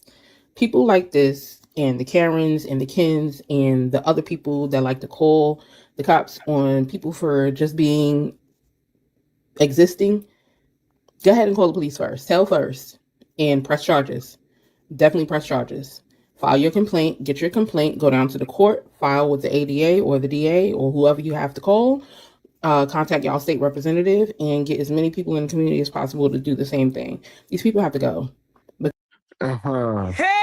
I will say two things is true. Granted, but like the woman said earlier, you got the people in the politicians and stuff were seen sharing his video. So I would say they all in bed. But nonetheless, don't let this stuff discourage you. Still do what you got to do, but just know that it's going to be an obstacle. There you go. It ain't going to be just clean, cut, and dry. Acknowledged. There we go. The N-word can fall under ethnic intimidation, which is a form of hate crime. There you go. So, and an ethnic intimidation is a criminal offense often classified as a hate crime where a person commits an underlying crime such as assault, harassment, or property damage motivated by malice or hatred towards the victim's actual or perceived race, color, or religion. So there is something there. Put the folks in his life. That is a more mature way of going. But I'm here for it. Do whatever you can. All that. Get him out. Get them all out the way. Not just him. All of them that's going to come to is going to be copycats. They coming. And shout out to No Contendo. Says his Nina gone pending trial. So he'll move different. Okay. Yeah, I keep seeing y'all say they already got him or something. And shout out to Black Bane, became a channel member. Appreciate you, brother. Re-in up your membership. Because nobody is dividing the country but them. So Chud the Builder is still on his mission to F around and find out. And yesterday he did, because he actually got arrested. Now let's see what he got arrested for. He was arrested for theft of services. It's a misdemeanor, disorderly conduct, another misdemeanor, and resist, stop, frisk, halt, arrest, or search. There's two of them. There's another green one just like it right here. Yeah, they normally park right here, man. This same one? Hey, sir, you're under arrest. What did I do? Okay. Can you lock it? That's so strange. It's almost like there are consequences for your actions. Crazy stuff, crazy stuff. Getting arrested by a black man too? That's gotta be tough, Chud. Now we know Chud will be back out in no time. These are just misdemeanors and I'm sure he could post a bond. And when he gets out, he's gonna up his antics even more. When he does that, things are gonna escalate one day and he's gonna end up hurting somebody and then he's gonna end up going to prison. And when he gets to prison, I'm sure he's gonna fit right in. See, when people say, why is everything about race? Why it always got to be about race? It's because we have a website right now out it's mainly only white people. And I don't mean to be like this, right, on this app and this morning. I'm not that type of guy, right? I love everybody, but I call out bullshit when I see it. I don't give a fuck who you are, what your race is. I don't give a fuck about what you represent. I don't give a fuck who you pray to. I don't care about none of that, right? It's a whole website, and it's just like GoFundMe. It's not sponsored or through GoFundMe or nothing like that. But it's a website full of white people going up there with this racist bullshit, and people are donating money to some of these causes, one notably including Chad the Builder. These people are getting on this racist ass website, donating to each other. Yeah. So as y'all see in his description here, he says, my name is Dalton Etherly. I am reaching out with a heavy heart, fighting to protect my family and my business. Just over a year ago, I started DLE contracting, TN out of sheer necessity.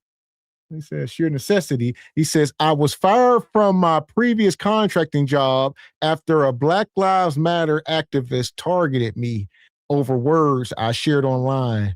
He says, jokes and opinions they twisted to end my career with no other way to support my family and my precious 2-year-old son.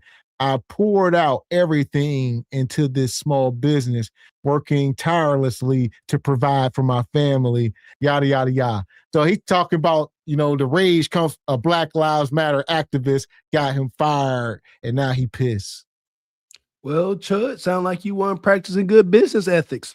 That was your business. It's whatever you make it. And it looks like your customer service skills were abysmal, subpar at absolute best. Congratulations. You played yourself. Deal with it, loser. Over lies, basically. Trying to say that black people mobbing and bullying them and they lost their house because of black folks and all this other goofy ass shit. I'm going to put the stuff in the comments or wherever I can put it at. Because I just seen it. And I couldn't believe it. I'm going to put it in the comments at the end of the video or wherever I can put it at. To show y'all this shit. So when people say, why is everything about race? Why is this, that, and the third? It's because this shit is never ending. This shit is never ending. How the fuck do you have a whole website full of white people donating to each other to keep y'all fucking jobs because y'all don't know how to fucking act? To keep money coming in for y'all fuck ass people. And this ain't for all white folks, because I know all white folks ain't with all that bullshit. But it's for these specific people and the people that support this shit. It's always about race. It's always about it. You getting up on the website lying, trying to say that black people made you lose your business, your house, your car, whatever the case may be. It's a website full of white people donating to each other, to whoever,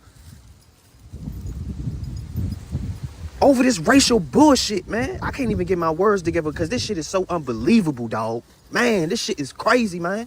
Come on outside. My truck's over there. What do you want to holler about?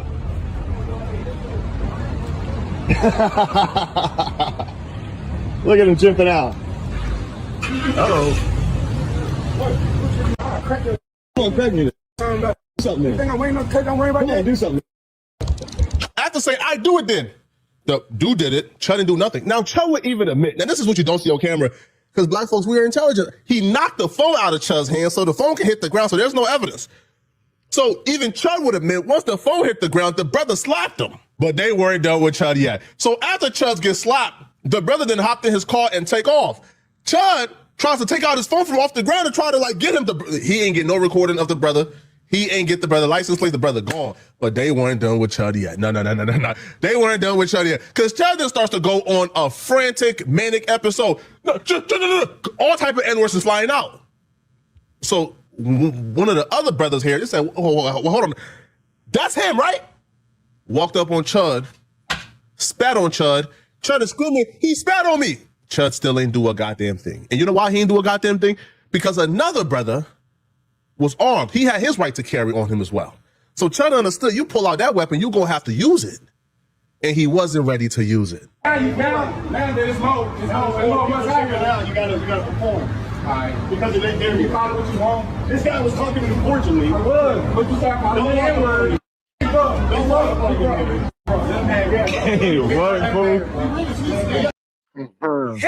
And here we go.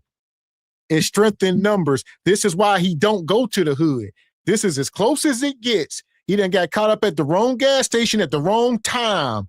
And too many ninjas done pulled up. And now he like, you ain't downtown at the bar scene where all the YT and the cops at. You are exposed now. So now people slapping you, they spitting on you. Yeah, he over there trying to call the cops. He like, hey, I'm calling the cops. They assaulting me. No. And you got your firearm, but he said other people got firearms. So he like, you know, he really ain't about it. You just gotta yourself. You can't be a BI. You gotta be about it. Don't let nobody disrespect you. Amen. Back in my day, you know, before God done worked on me the way he was, I was prone for a nice open hand on a grown man. Why y'all? I repent though. I atone. That ain't a good thing. But right on, I said it earlier. Yeah, just a little open hand. Multiples. Whatever, dare I say, whatever you can get away with. Seriously, it is what it is. And they moved in a way, knocked the phone out the way, no evidence, no picture, no video, no case. And they put hands, foots, and saliva all on them. Hey, it happens. It's unfortunate, I guess. And I see what y'all saying. Like you say, it's a rough one. We really don't want to sacrifice a brother for this. He's a piece of crap. All right, we don't want to have to sacrifice one of our brothers to go and crash out on him. It ain't worth it. But he might F around and have to find out. There you go. Listen, there's some of us that's out here and we tied up, you know, in the dark spiritual realm. Shout out to these YNs listen to this drill music. I've said it before. Roll up on one of them. Roll up on a Hellcat full of 4 YNs getting out there listening to King Von. Go call them the N-word. And they off that liquor and them pills. There you go. That'd be your last day, my baby. There you go. But I agree with that. Yeah, before y'all crash out and do something to one another, like you said, y'all need to. But nonetheless, it's YouTube. We don't condone it. All right, y'all pray about it. Go talk to your priest. Kumbaya, my Lord.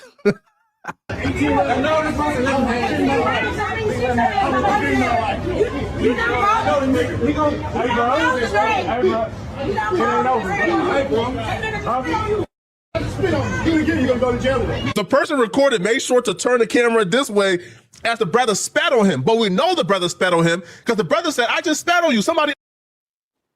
Look at this nigga tipping out, nigga. Got his souvenir. Look at this nigga. Hey, why can't you see your fucking son, little nigga? Why can't you see your son? He tried it. He tried it. He tried to mace me, little bitch boy. Hey, why can't you see your son? Why can't you see your son? Jesus. So what y'all see here is, you know, he got his hat taken by some other white dude that's calling him a ninja. They both saying ninja. It's all egregious. This dude ain't got no teeth. And he took his hat and ran. Y'all see, trying to mace him. He was trying, but it ain't hitting him. You know what? Whoever this little overzealous little white man is, you know what, brother? Dare I say, y'all go kick me out. He can get a rib, little to-go plate for the cookout, can't he? He done grabbed his tyrant's hat. He dropped the N-word, but he most likely grew up around black folks. Some of y'all ninjas done accepted him. That's why he's so comfortable saying it. He missing a tooth. He got his stripes. He can get a to-go plate. We see you. We see you, little man. Tipping out, nigga. Got his souvenir. Look at So this nigga. egregious. Hey, why can't you see your fucking son, little nigga? Why can't you see your son? Ah, his head right here, boy. I'm the cowboy around town now. I'm the cowboy around town now. Little nigga can't see his own son. You can't see your own son. Little bitch ass nigga. He ain't want no smoke. So yeah, so it's all going bad for him now. I guess he's been running the muck, but these last couple weeks he's been going through it. That's unfortunate. Justice is coming. Justice is gonna find a way, man. There you go. Huh? He's an ally. He can't get no rib. I've been kicked out. I know. But good dude. There you go. Shout out to the brother for meeting fire with fire. It's a good day. That's good. I want to see the overall outcome of this. What will be the outcome of Chud the BI? Will he, end up getting a coast go hiding away for a while?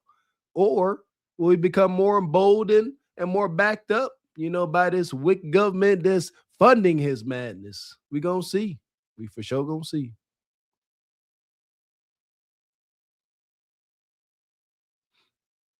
But yeah, I like this daggone picture with this dad as a fairy. The one brother said that once he go to jail, if that would be nice, him go to prison. If he would manage to go to prison, not jail, prison for something, and this image or multiple images start circulating of this brother dressing up like this, oh, he gonna go from Chud the Builder, Chud the BI, to Chud to Chud the Pass Around in San Quentin somewhere. Now that'd be the ultimate justice. But in the meantime, this type of petty justice, it works. It's getting us somewhere. I'm here for it.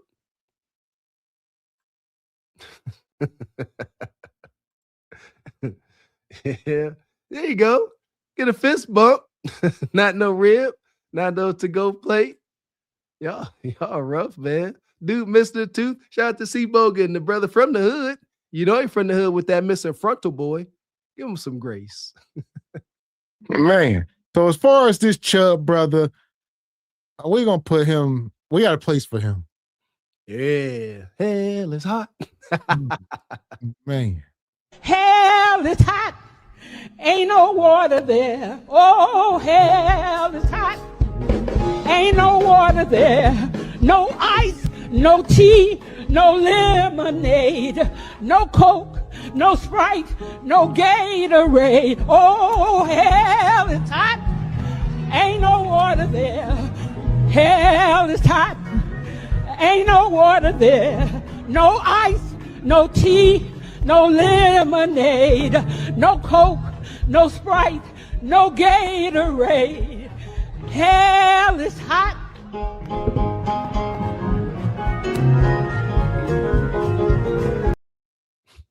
Hell is hot, and I hope you dress cold, you dweeb.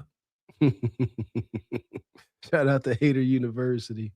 My goodness, man. That's wild. They ain't gonna get no better. There's gonna be more copycats, just like in the Batman movies, right? With the Joker, there was at least one of them where they were copycats. So that's where we at. More and more of these goofy colonizer young men gonna become more emboldened by actions like that, by T-Money's wild, unhinged actions. It's only a matter of time. And that's shout out to Truth Over Lies. Hopefully we learned it. Some of us may come in contact with a chud or a chud imitator. And hopefully we done drop some gems to help us navigate the madness. Shout out to Uncle Caesar. Come through. Appreciate you come through the 10 ball, always supporting OG. He says, I plan to be here for a good time and been here for a long time. Triggering, huh? Says, but this got my blood boiling, but glad I'm more mature than I used to be because I've been known to handle this a little different. Understand and respect to the old reform brutes, yes. Yes, growth is good. Growth is for the best for all of us. And I was gonna say, let me get to these. I gotta run out of here. Shout out to No Contendo. Got that one. Black Bang says he's the white supremacist. Shira was praising. Exactly. Oh my goodness. Yeah, white supremacy over the black man. We there too. And Internet Passport. It's up, then it's stuck. Salute, bros, from Vietnam. There you go. Shout out to Vietnam. Appreciate your passport, bro. And No Contendo says places you talking about? Places you bet. Place your bets on how Chud. 7, 6, 4, 40. Or okay. I said 762. Yeah. AK. And shout out to Elijah. Dropped the 50 ball in the Cash App, sponsoring the show. Says salute. Salute. Appreciate you, Elijah. Thank you. Appreciate your brother coming through. Come on, just bring it. I need you to stand up while y'all not moving. Come on. Don't make me push. Don't make me push. Thank you, sir. There go money. She touching you. Where'd they get that money? Where'd they get that money? I can see money from a long way. Elder Gregory Kelly, That's right. Come on. $100. Everybody get something in your hand. Come on and put it right here. Appreciate you. So we appreciate you, brother. We appreciate all y'all coming through tonight. We got to run out of here, but we'll be back Thursday for Single by Choices. Make sure y'all there, 8 p.m. Eastern Standard. Hopefully y'all got triggered this evening. Hit the like button on y'all way out. We appreciate y'all supporting the content per usual. Have a good night. Don't let the bed bugs bite. Woosah. Woosah. Until then, I'm Gavin X. I am Mr. Walker. And we are Cart Before the Horse Productions. A good evening. We're trying to get you old now. Viral online. Truthful lies, say it loud, say it clear. Left the streets where you need you here. Quarters of vision fit your